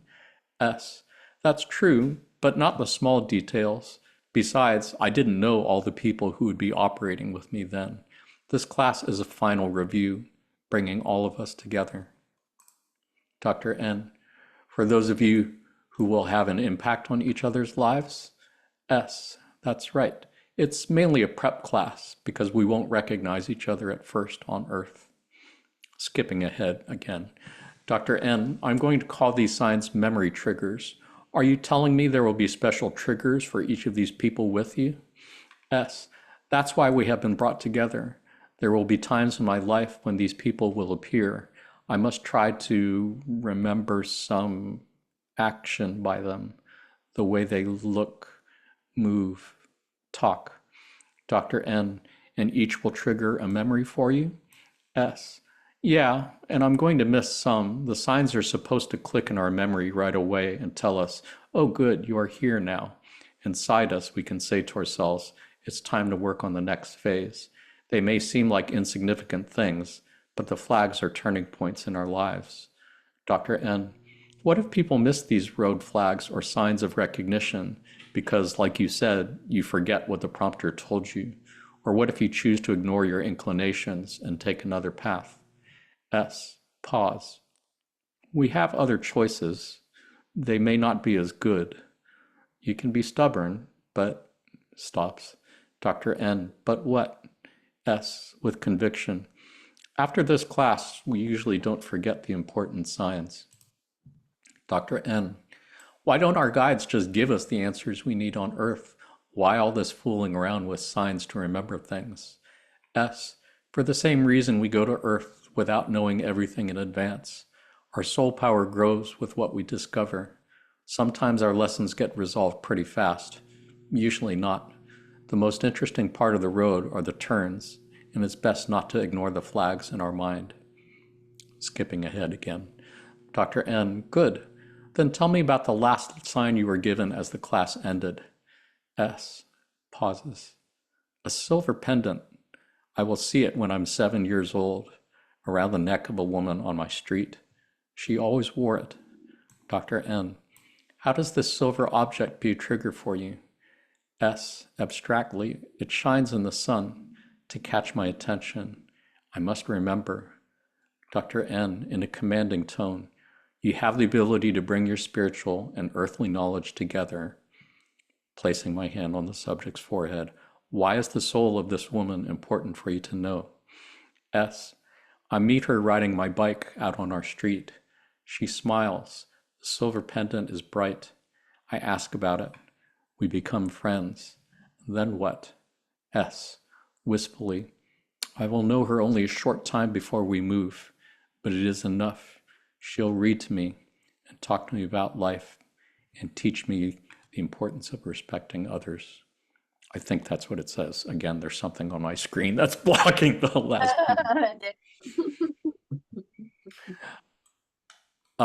S, long pause. The signs are there, but sometimes I overrule my inclinations.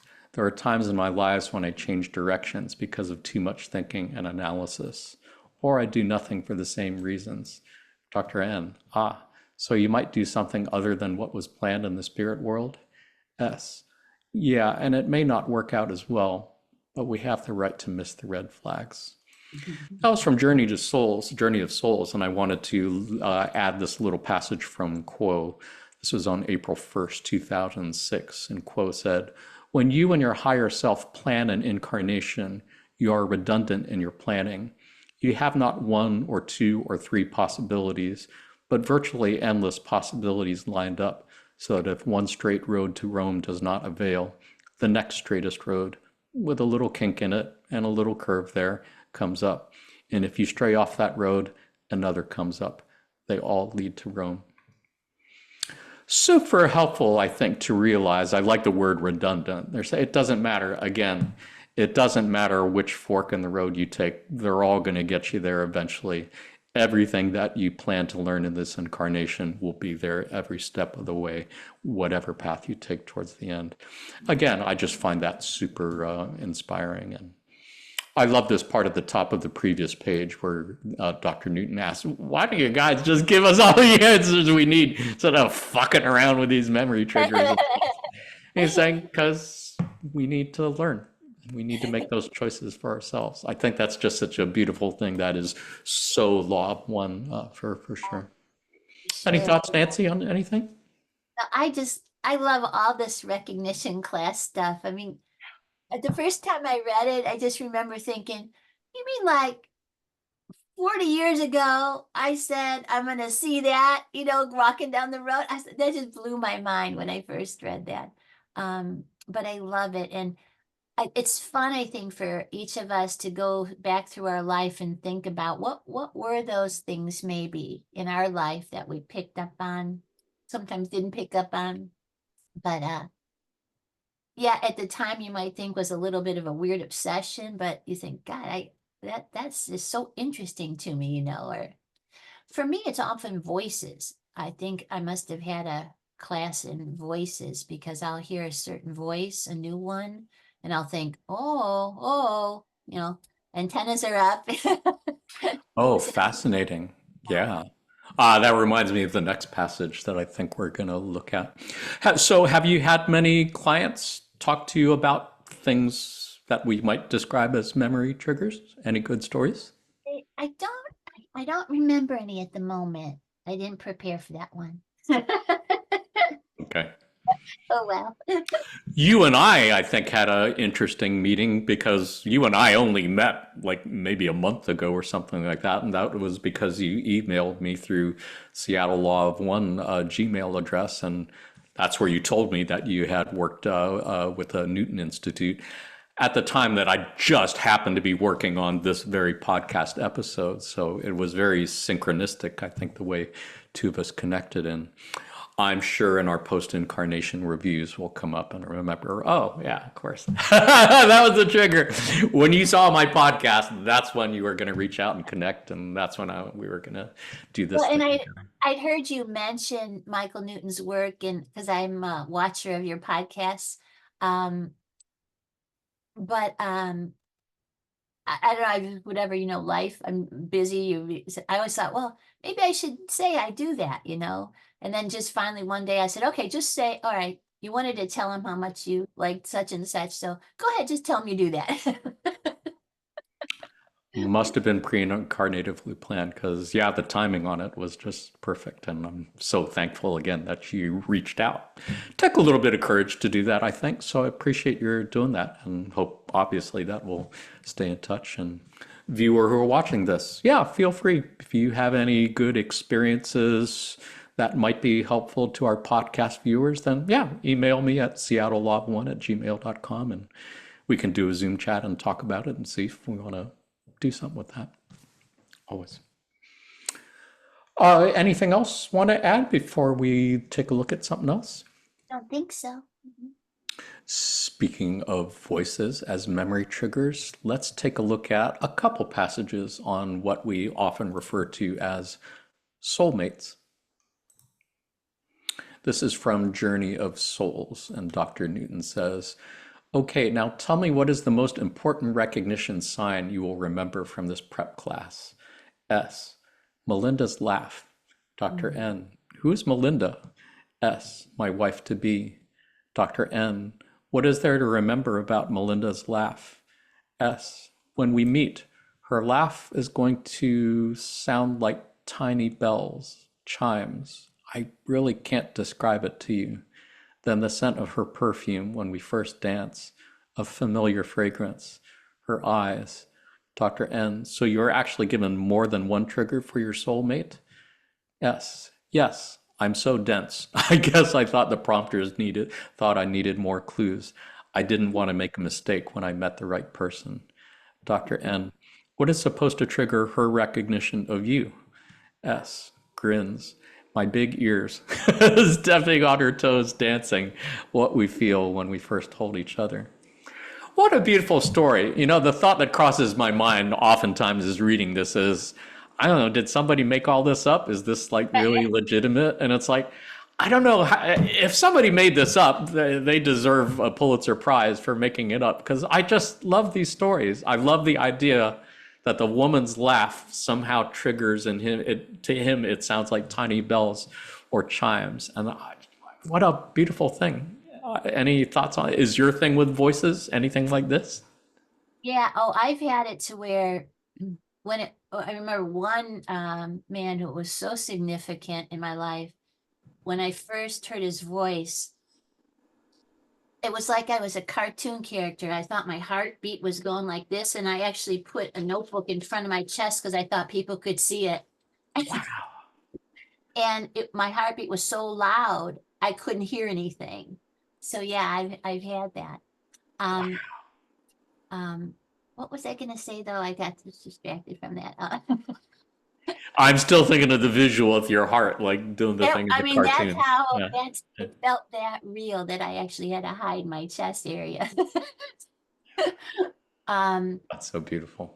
that's but at the time, I don't think we always understand. If it's a soulmate, if you're attracted physically to someone, I think then it all makes real sense. Um, but I think we have these with so many people in our life. Oh, I know what I was gonna say. Oh wait, now I lost it again. I don't know why that is. Um,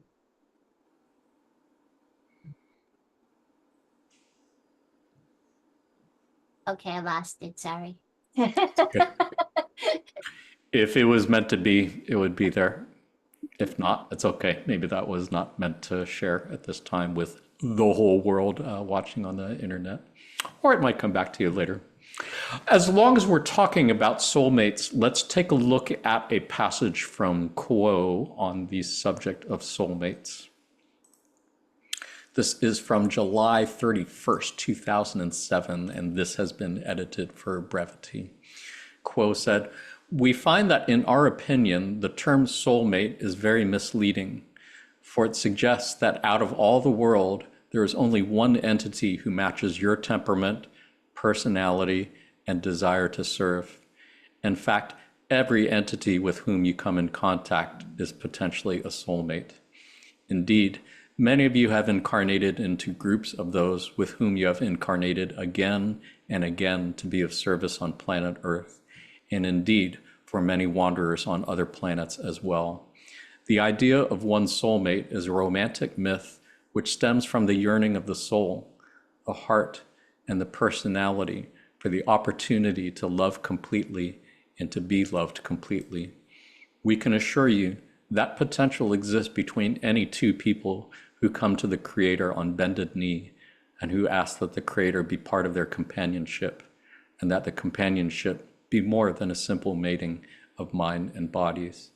Ask that your companionships may always include the soul, and you shall find unconditional love in your life."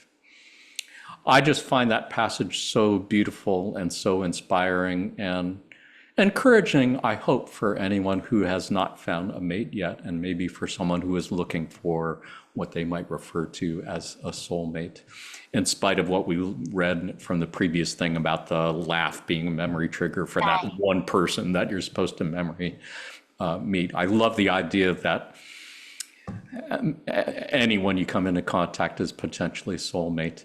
The potential exists for any two people who come to Creator on bended knee and who ask that Creator to be part of their companionship. That's something I would certainly find helpful and encouraging. Any thoughts on that, Nance? Yeah, I could talk a little bit about the soulmate idea, but overall, what I love about this is, what if what if the way that if you have a soulmate or you even dream of a soulmate, if you took yourself in those moments the way you feel, and what if you took that self everywhere? What if you met everybody like that? Like full attention, this person's amazing, whatever it is. Oh God. I mean, wouldn't that be the coolest? So beautiful. Yeah. So Uh, beautifully said. Yeah. in terms of actuality of soulmates, from what Michael's work brought out was it seems like when we first start incarnating on Earth, and it could be the same for any first incarnation on another planet, I don't know. Um, since we're young and inexperienced, now I'm imagining not being from another planet like Mars at that time. Maybe I don't know, but I'm imagining being a new soul first coming into incarnations. Um, it seems that we are paired with a soul that has a complementary energy to us that's also starting out, just so what that will come into incarnation in close proximity, just so we won't feel so alone and scared out here. So we're given that kind of comfort. And then because we'll often have quite a few incarnations alongside that person, that's usually where that feeling of primary soulmate comes from.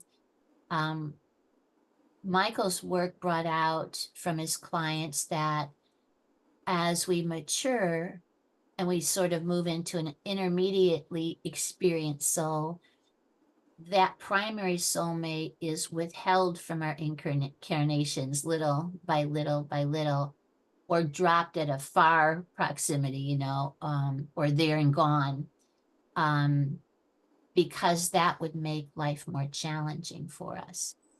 And by the time we're very mature, we're rarely going to have a primary soulmate in our arena because that ups the challenge, and that's what we're here for. Um, so Michael used to joke, he his wife Peggy, he felt was his primary soulmate. That was on the one side. But then his work showed that, well, but only beginner souls probably have primary soulmates around all the time. So he announced that he and Peggy were the one exception, a mature soul that had. Yeah, of course. Yeah, yeah. I mean, he said it with great humor, but Spiritual codependence, I believe, would be the term that comes to mind. Yeah, indeed. I That's don't think hilarious. Yeah. Yeah, I don't think there's any black and whites, though. I think it depends. Look at Don and Carla. What is the work you're about, and what would best suit that? So who knows? There's all kinds of unique situations. Yeah, and it certainly does bring back the discussions we had about soul groups. And yes, it would not be the least bit surprising if there are souls in your primary group that you've incarnated with many times before in many different configurations, whether it was as romantic mates or parents or siblings or, whatever, could be best friends. I've had, it seems, quite a few people, female clients. For some reason, I can count them like a dozen of them say to me before we even go and do the work, they'll say, Um, I don't even have to ask. I know my sister is my soulmate. I just know it. That's just the way it is. So isn't that interesting? And then they usually Yeah, are right. not the least bit surprising. Yeah, not the least bit surprising to me. But I mean, such a beautiful thing to hear and to have that validated and confirmed, for sure. We have been at this for a little over 2 hours now, and viewers, we've still got a couple more topics and a few more passages to go through. So we are actually kind of getting near the end, but still got a ways to go. So feel free to pause it and come back later if need be. Otherwise, let's take a look at something that you have already mentioned more than a couple times, and that is Council of Elders.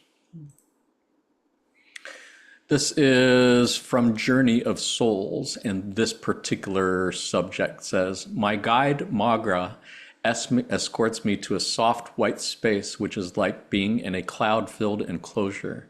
I see my committee of three waiting for me as usual. The middle elder seems to have the most commanding energy. They all have oval faces, high cheekbones, no hair, and smallish features. They seem to me to be sexless, or rather, they appear to blend from male to female and back.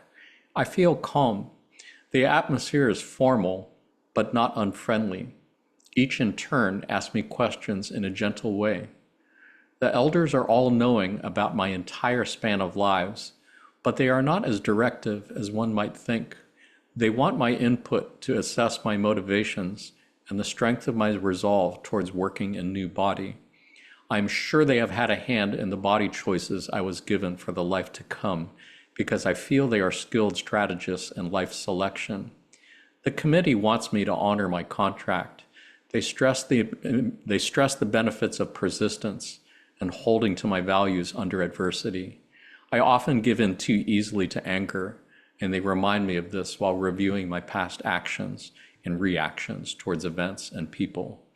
The elders and Magra give me inspiration, hope, and encouragement to trust myself more in bad situations and not let things get out of hand. And then, as a final act to bolster my confidence, when I'm about to leave, they raise their arms and send a power bolt of positive energy into my mind to take with me. And then a little later on, the same person says, when we are taken into the presence of these superior beings who exist in such a high spiritual realm, it validates our feelings about the source of creation. So many beautiful things here that I see confirm things that we've read in channeling sessions with Quo and otherwise.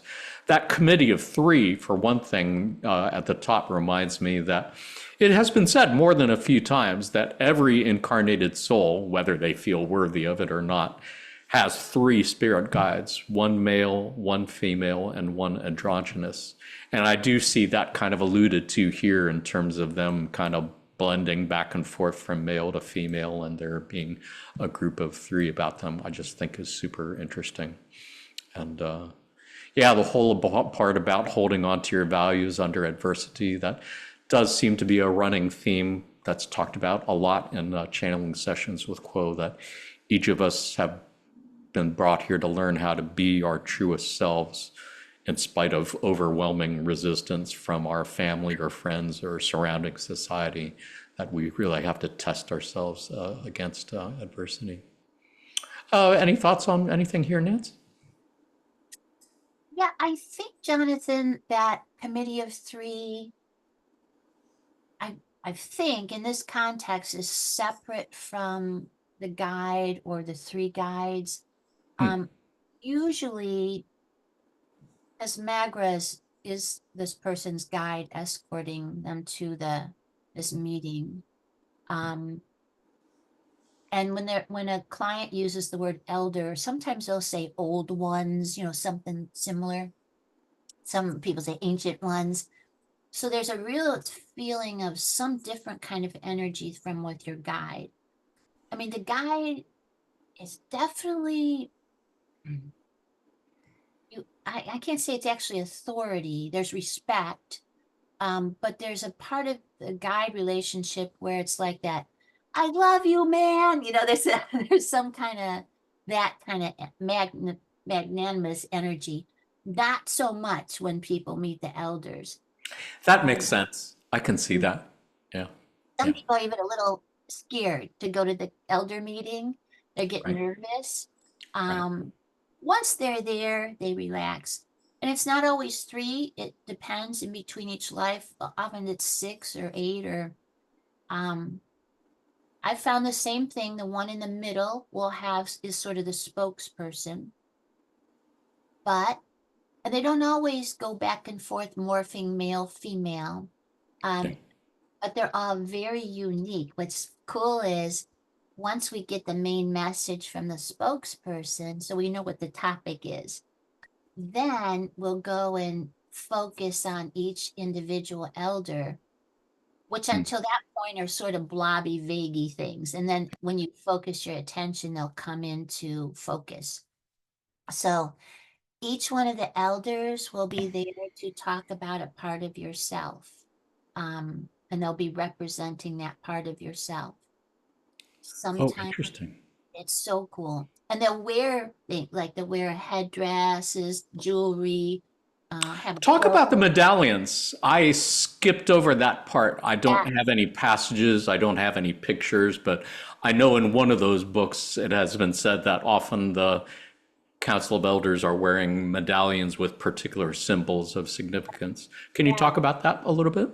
And it all depends on the client, their client, what's in that medallion.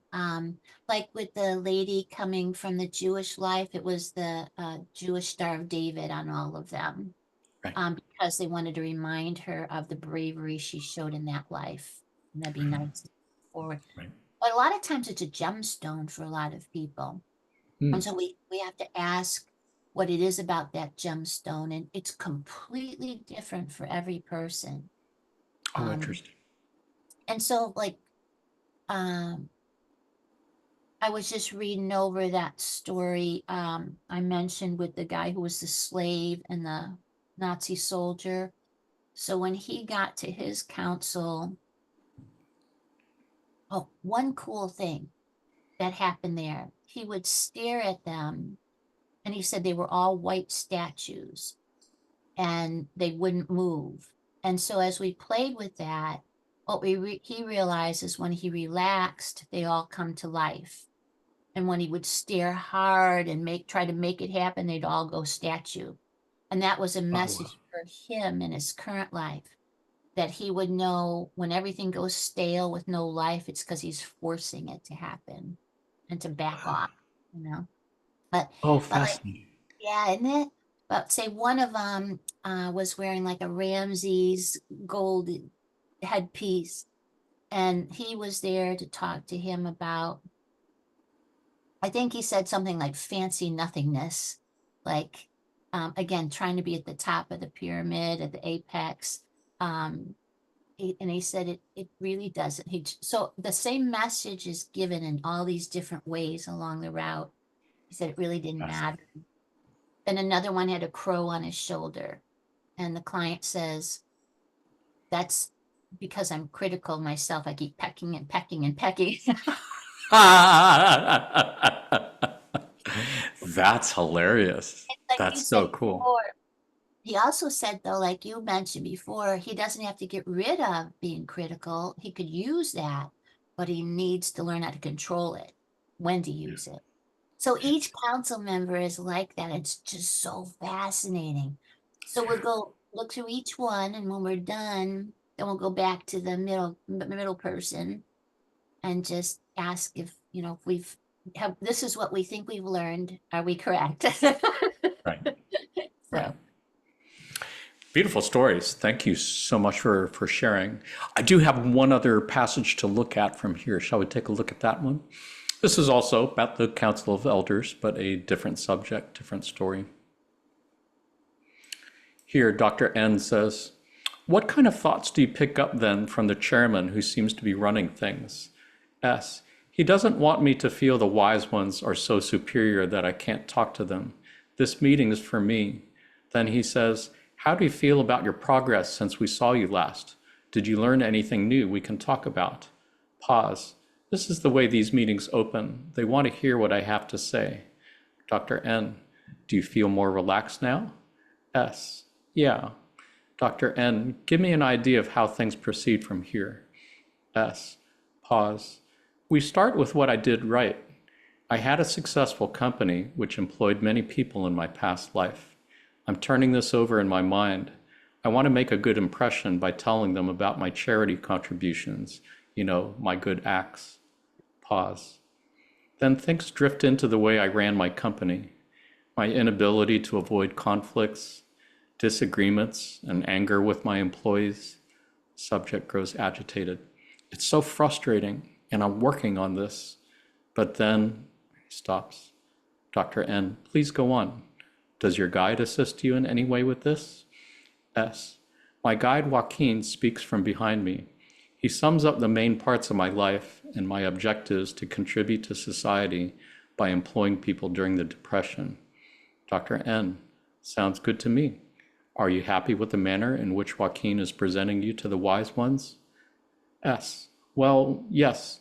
He states what I wanted to do and then what actually happened. His tone is even. Joaquin does not defend or praise me. He's simply talking about what I did during a bad time in America. And again, I can't read those last few words in that last sentence. They're blocked. S, slowly. This is what I hear in my mind. Emmanuel, we're not here to judge you, punish you, or to override your thoughts. We want you to look at yourself through our eyes if you can. That means to forgive yourself. This is the most challenging aspect of your time with us, because it is our desire that you accept yourself for who you are, with the same unconditional love we have for you. We are here to support you in your work on earth. Towards that end, we would remind you of the bus stop incident. Dr. N, the bus stop incident? What does that mean?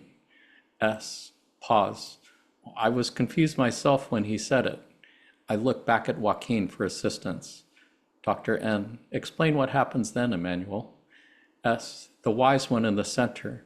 His thoughts come to me once more. You do not remember this incident? The woman who you helped one day while she was sitting at the bus stop? I said, no, I don't. Then they wait for my memories to kick in, and someone sends a picture into my mind. I'm beginning to see. There was a woman once. I was walking toward my office with my briefcase. I was in a hurry. Then I heard this woman crying softly to my left. She was sitting at a bus stop next to the sidewalk. It was during the Depression. People were desperate. I stopped. Then on an impulse, I sat down next to her and put my arm around her, trying to comfort her. This was a very unnatural thing for me to do. Pause. My God, is this what they're interested in? I was with this woman for only a few minutes before the bus came. I never saw her again. Dr. N, how do you feel now about the wise one bringing up this incident during your hearing? S, it's so crazy. An entire lifetime of giving money to charity, and they're interested in this? I gave this woman no money. We only talked. It's such a beautiful story. Again, you just can't write anything like that. It's so beautiful and touching to hear this. And yeah, I think it reminds me of the passage that we read way back at the beginning with the guy talking to his guide McKeel as they're sitting in the pasture, and McKeel, the guide, was assuring that the most important thing was that he was willing to change. And that's kind of what I get from this passage. This is a person who was trying to do the right thing. He was trying to help people in depression. He was giving a lot of money to charities because he was rich. But it was this moment when he was in a hurry to get to work with his briefcase, and he uncharacteristically stopped to offer love and support to a woman who needed it. And that's what his guides were saying. That's the important part. That's the thing. That's just super beautiful. Any thoughts on that, Nance, or anything else? Yeah, we need to do that all the time. Yeah, Really, for sure. just slow down and just pay attention. And I think we'll see those opportunities all around us. But you're right. The beginning of this part was, I see all the time, which we sort of mentioned before, a person assessing themselves and not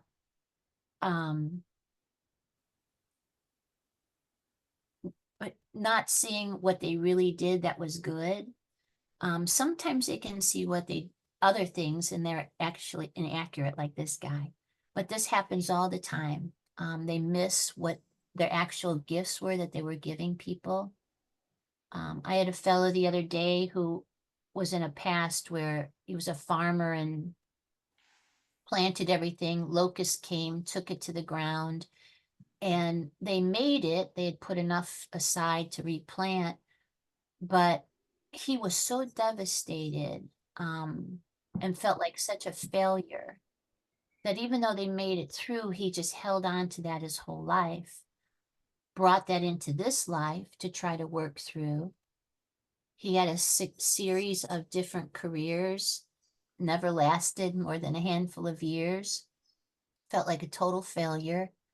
His wife was the breadwinner. He stayed home and raised the kids.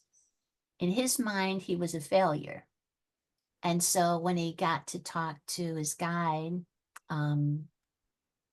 that's what they showed him. They showed him all this stuff you're working on and still trying to have a career, and not important. It's all the relationships that you've built and all the love that you've given. That's where the value is. And, afterward he said, well, I hear it, but it's still hard because as a man, I feel my value is in my success, in business and outwardly. But he's got something to think about. But I think Yeah, isn't it funny how that kind of shallow social programming imprints so deeply on us that it carries over from incarnation to incarnation? That's something. if we hold it against the self, we'll say, I need to work on that again. And again, it's not our guide holding against us or the elders. It's always our decision. Right, Yeah. right. Yeah, and it reminds me, there's been a number of times where Quo has said, you never know what impact you've had on other people. Just you smiled at someone Yeah. at the store, you smiled at someone on the sidewalk, and you made all the difference in their day and the trajectory of their life after that. And you had no idea. It was just some small thing you did that seemed insignificant. You So just never cool. know. Yeah, yeah, for sure. Let's see. I have got a couple more passages, I think. One last section. Shall we go on? Are you good to Yeah. go? That's good. So let's take a look at a couple passages on what we could charitably describe as Earth School. In this session, which I believe is from Journey of Souls, Dr. Newton says, when you acquired your particular identity as a soul, did that automatically mean you were slated for Earth incarnations in human form? S. Not specifically, no. Planets don't last forever. Dr. N. I wondered if certain types of souls have an affinity for specific forms of physical life in the universe. S. Pause. I won't argue against that. Dr. N. In your beginnings, Nentham, were you given the opportunity to choose other planetary hosts besides humans on Earth? S. Ah, as a new soul, the guides assist in these selections. I was drawn to human beings. Dr. N. Were you given other choices? S. Long pause. Yes, but it's not very clear at the moment. They usually start you on an easy world or two without much to do. Then I was offered service on this severe planet. Dr. N. Earth is considered severe? S. Yes, on some other worlds you must overcome physical discomforts, even suffering. Others lean towards mental contests. Earth has both. We get kudos for doing well on the hard worlds. Smiling. We are called the adventurous ones by those who don't travel much. Dr. N. What really appeals to you about Earth? S. The kinship humans have for each other while they struggle against one another, competing and collaborating at the same time. Dr. N. Isn't that a contradiction? S. Laughs. That's what appeals to me. Mediating quarrels of a fallible race which has so much pride and need of self-respect. The human brain is rather unique, you know. Dr. N. How? S. Humans are egocentric, but vulnerable. They can make their character mean and yet have a great capacity for kindness. There is weak and courageous behavior on Earth.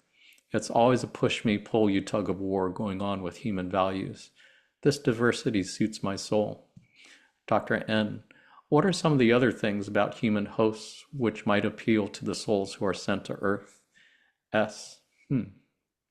Those of us developing on Earth have a sanction to help humans know of the infinite beyond their life and to assist them in expressing true benevolence through their passion. Having a passion to fight for life, that is what is so worthwhile about humanity. Dr. N. Humans also have a great capacity for malevolence. S. That's part of the passion, but it's evolving too. And when humans experience trouble, they can be at their best and are quite noble. You ever see the movie Starman, Nancy, with Jeff Yes. Bridges and Karen Allen? There was that line at the very end where he's talking about humans and saying, humans are at their best when things are at their worst. And I think Uh, that's a sentiment that's kind of conveyed here beautifully. yeah. You have any thoughts on anything else from this passage? I've never had a client that could tell me they had an option of another planet other than Earth. Um, the only time I've had anyone mention things like that, it's not totally rare. It's not really a choice of another physical place for incarnation. Usually, when they speak of another planet, now this is aside from going in their own history of where they've come from. When we're doing focus on work and consciousness, sometimes a client is taken to, I think it's a mental construct, but I'm not sure. It could be a physical place, but there'll be planets that have are mostly a certain element. So it'd be a watery planet, um, where they're in a different kind of body with no loss of consciousness as being a soul. And they're just moving through the water, going with the currents. And that's their whole experience there is just immersed in the water world. I have a feeling that's not a full incarnation, though. When I ask the elders why they were shown that, the answer will have something to do with what they learned there, how to move and go with the flow. I mean, it sounds cliche, but the actual experience and knowledge of what that's like, they were advising they bring that memory forward and bring it into the current lifetime so they might move like that more through Earth. So those are the only times I've had someone talk about another planet, other than sometimes to in council of elder meetings, sometimes there's an alien or two on the panel. Nice. Like in Star Wars or Star Trek. Yeah. The dude with the big giant trout head. That's a trap. And so my feel, it's either one, it's probably a wanderer, most of the time when that happens. Um, and yeah, so and the alien won't have a whole lot to say. They're just there to make their presence known most of the time. It's really interesting. And just let the person know that's something to think about there. Yeah. Yeah. But yeah, I've not had this. I mean, it wouldn't surprise me if people who do the LBL Newton Institute regressions, he never really got into other planetary lives or something, so they're probably not going in there with an expectation. Whereas others might go to a psychic reader or somebody who does, in fact, do a lot of that kind of stuff, and they might go in there with that expectation. You know? Now, that guy who went in the pool of oneness that didn't want to come out to answer me, he had a memory, a significant past life of, he said he left in a craft. He left the red planet that was blowing up, or something was blowing up on it. Yeah. So I don't know. Mars? No, that's Sounds a lot like Mars, yeah, to me. Yeah. Yeah, that's really cool. I like the parts here in this passage where they say there's weak and courageous behavior on Earth. It's always a push me, pull you tug of war going on with human values. It reminds me a lot of the interplay and the dynamics between service to self, service to others, the positive path and the negative path. That certainly would seem to be a good description of Earth. And yeah. I like the part about those developing on Earth have a sanction to help humans know of the infinite beyond their life and to assist them in expressing true benevolence through their passion. That, Yeah, I think that reminds me a lot of what was said by Ra at some point. I think they said that their appearances in UFOs are hoped to inspire people with the idea of the infinite possibilities in the universe, and I think that's goes Yeah. along well with this for sure. Did you have any other thoughts on this passage before we look at one last passage? Looks good. Viewers, thank you for sticking with us. If you've been sitting through this the whole time, kudos to you. Extra karma points for you. Otherwise, this final passage comes from a subject who was preparing for another departure from the spirit world into a new incarnation on earth. And this is from Destiny of Souls. This person said, coming to earth is about traveling far away from our home to a foreign land. Some things seem familiar, but most are strange until we get used to them, especially conditions which are unforgiving. Our real home is a place of absolute peace, total acceptance, and complete love. As souls separated from our home, we can no longer assume these beautiful features will be present around us. On earth, we must learn to cope with intolerance, anger, and sadness while searching for joy and love. We must not lose our integrity along the way, sacrificing goodness for survival and acquiring attitudes either superior or inferior to those around us. We know that living in an imperfect world will help us to appreciate the true meaning of perfection. We ask for courage and humility before our journey into another life. As we grow in awareness, so will the quality of our existence. This is how we are tested. Passing this test is our destiny. Sounds so much like the Wanderer's journey for sure in that first paragraph. Any thoughts on anything here, Nancy? No, it's just that I think you're exactly right. This is one of those statements that seems to work so nicely with all of the content from the Law of One. Yeah. Yeah. Yeah, and viewers should know I was obviously very careful and selective in choosing passages that I thought had some kind of overlap. There's tons of stuff there that doesn't really seem to have any particular overlap that I just kind of left out.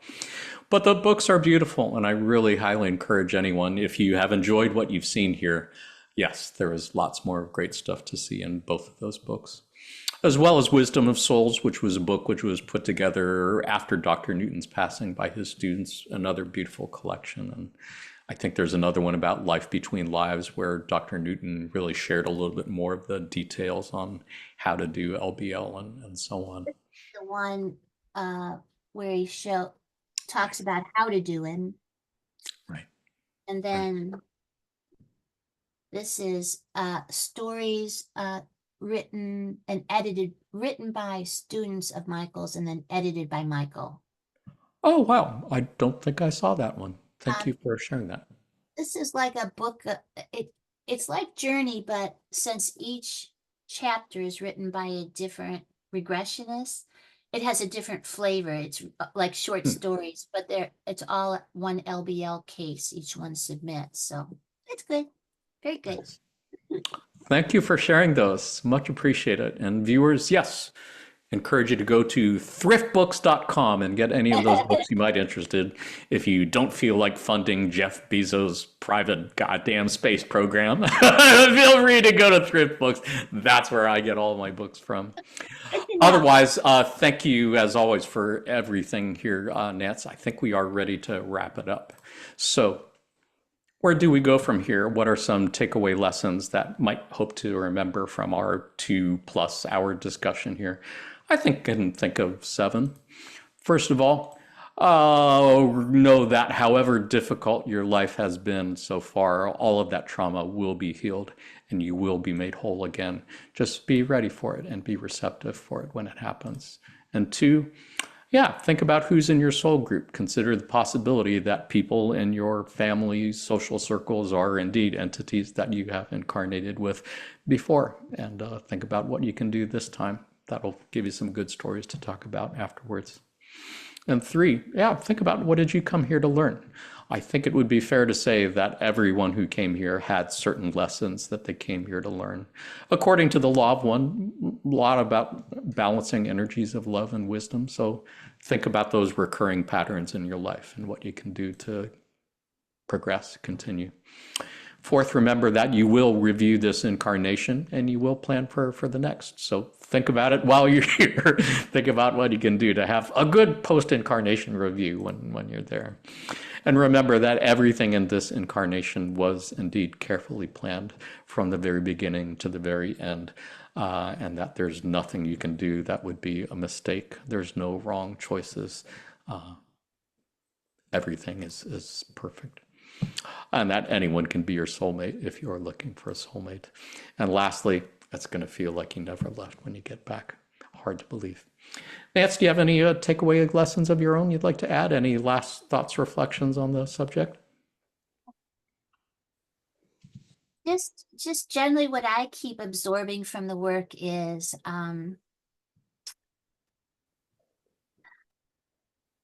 do the best you can. And I'll say what I hear every day from guides is lighten up, let it go, and it's not that big a deal. There, and it's not so we ignore things, it's so that we can clear our minds of any sadness or darkness or guilt, because the more clear we are, that I think the more open we are to what's in front of us. I really appreciate your saying that because I don't think I necessarily saw that come across.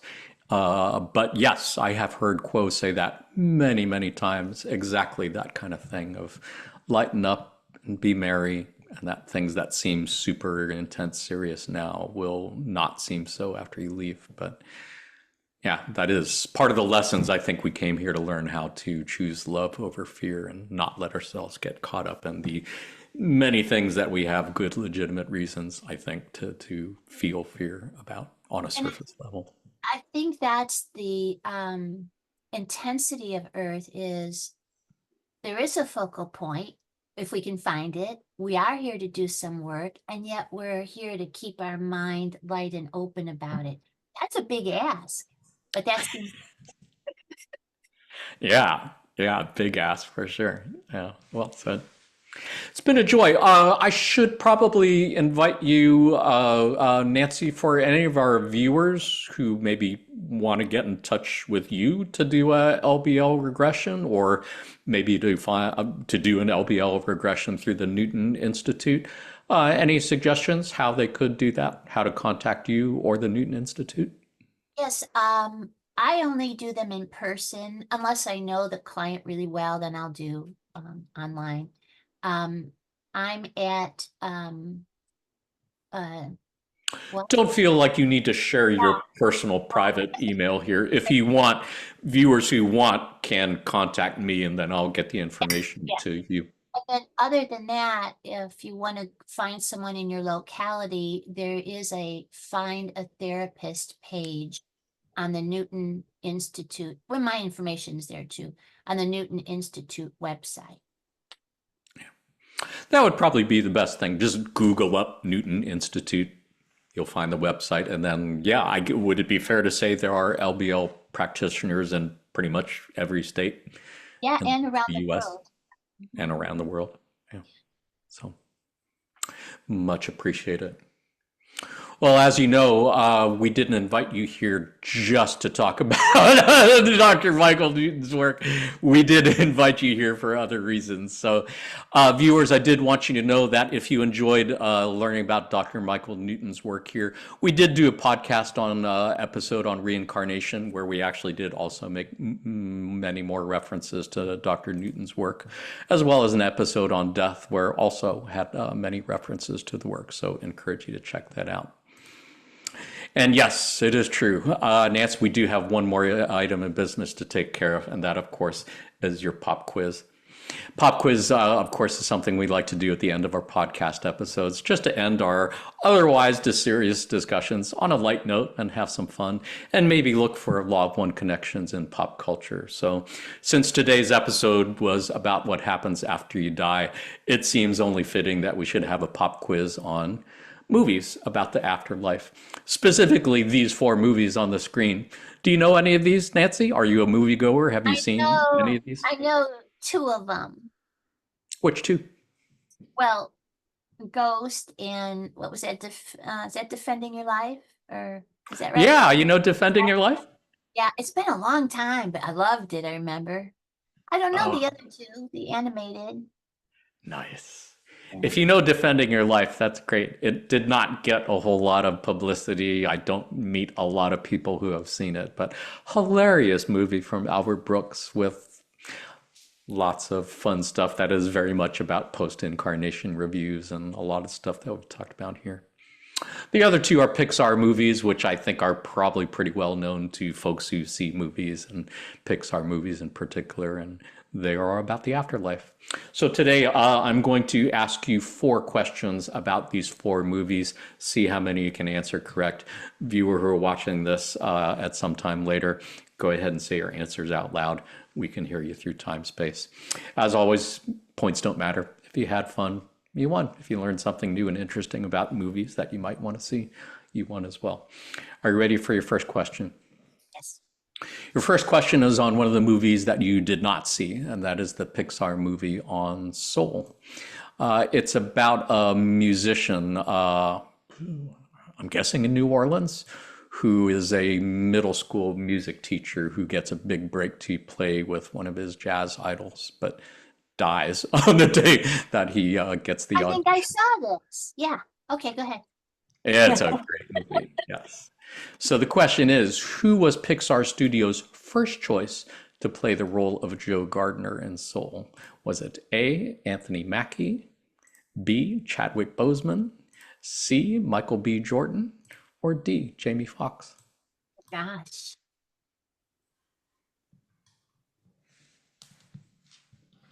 Um, I'll try Michael B. Jordan. Nice. He's a great actor. Have you seen him in other movies? Other things, yeah. Not in this, obviously, because I know I won't. Yeah, yeah. He was great in Black Panther. He was great in the Creed movies and seems to be a really cool person in person, as well as Anthony Mackie, as well as Chadwick Boseman. Jamie Foxx, of course, is the person who did get the role and did voice the part. And as far as I can know, the correct answer is D, Jamie Foxx. I have not seen anyone else's name come up as somebody who was considered for the role, so only fitting. Great musician, I think, on his own as well. Are you ready for your second question? Ready. This is on one of the other movies that you haven't seen. This is Coco from Pixar. Beautiful movie about a boy in Mexico who wants to be a musician, but his family, for various reasons, really has a deep personal grudge against music and will not allow him to do anything musical until he ends up dying, going to the afterworld, meets his family, blah, blah, blah. It's more complicated. Beautiful movie. Highly recommend it. A lot of great messages. Question is, Coco won an Academy Award for which of the following songs? A, Remember Me. B, Proud Corazon. C, The Time of Your Life. Or D, Un Poco Loco. I like the name Un Poco Loco, but I'll say C, The Time of Your Life. Nice. That was the one song that was not from Coco. That was actually from A Bug's Life, I believe. Yeah. Coco won 2 Academy Awards, Best Animated Feature and Best Original Song for Remember Me. Really encourage you. I'll bet you would like this movie if you have a chance to see it. The song is actually sung 3 different times in the movies in 3 very different ways and has 3 very different meanings, which I'm not going to get into because it would kind of spoil the story for you. But it's kind of like what we talked about with memory triggers. That song in particular is used for memories in a way that's a really beautiful part of the story. Are you ready for your next question? This is one that you did see, movie Ghost. Question is, who won an Academy Award for their performance in Ghost? Was it A, Patrick Swayze, B, Demi Moore, or C, Whoopi Goldberg? Gosh, I don't really know, but I'll say Whoopi. Nice. Any particular reason? Uh, no. Well, she needs Are you consulting with your higher self on this one? Yes, That would be cheating.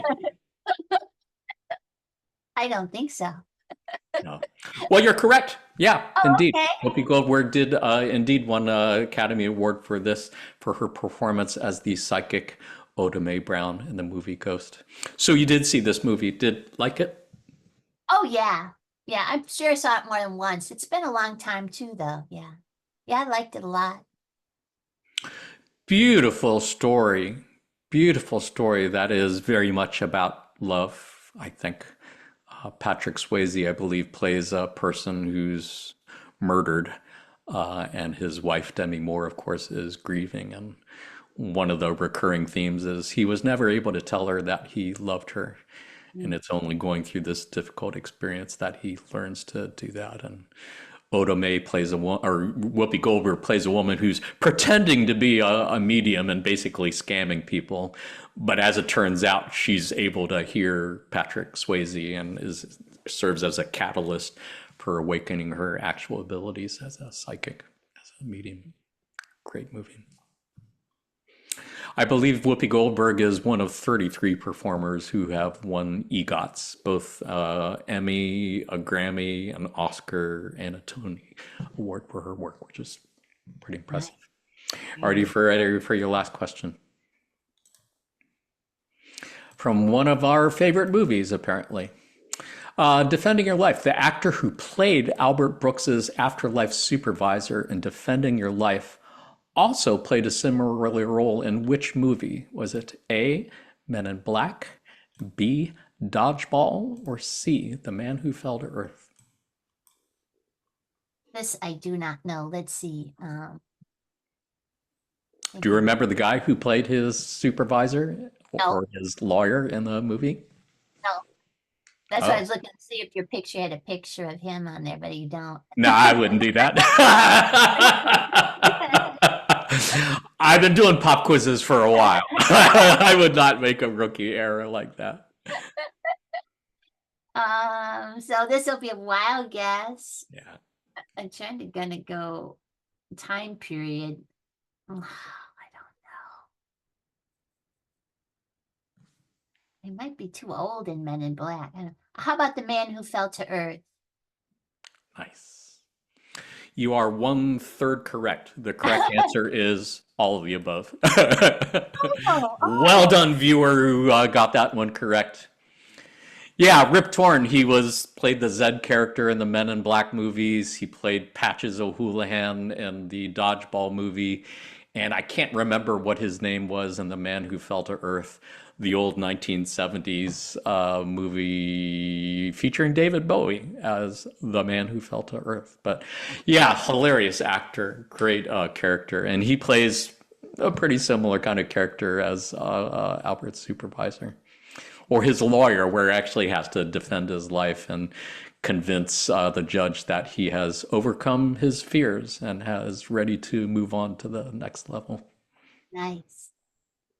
I'll have to go watch that movie again now. It's been so long. Yeah. It's a great movie, and I do highly recommend it for any of our viewers who have not seen it yet.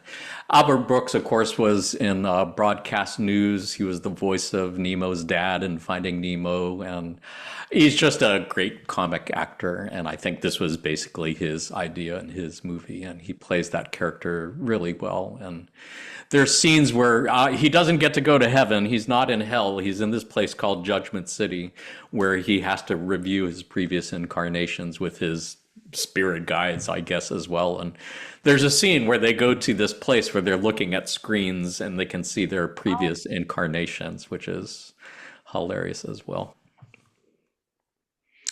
Nancy, it has been such a joy and a privilege and an honor hanging with you. Did you have any last words wanted to say to our viewers before we say goodbye? No, just yeah, no, just love. When in doubt, love. You can't go wrong. Couldn't think of any wiser words myself. Nancy, thank you for all you've done and continue to do in service to others, to all our friends at the Newton Institute and at L&L Research. Thank you for all you've done and continue to do in service to others, to you who are watching this video at some time in the near or distant future. Thank you for all you've done and continue to do in service to others. We are sending you our love light, and we are receiving yours. Until next time, in the love and light of the one infinite creator, Adonai, namaste.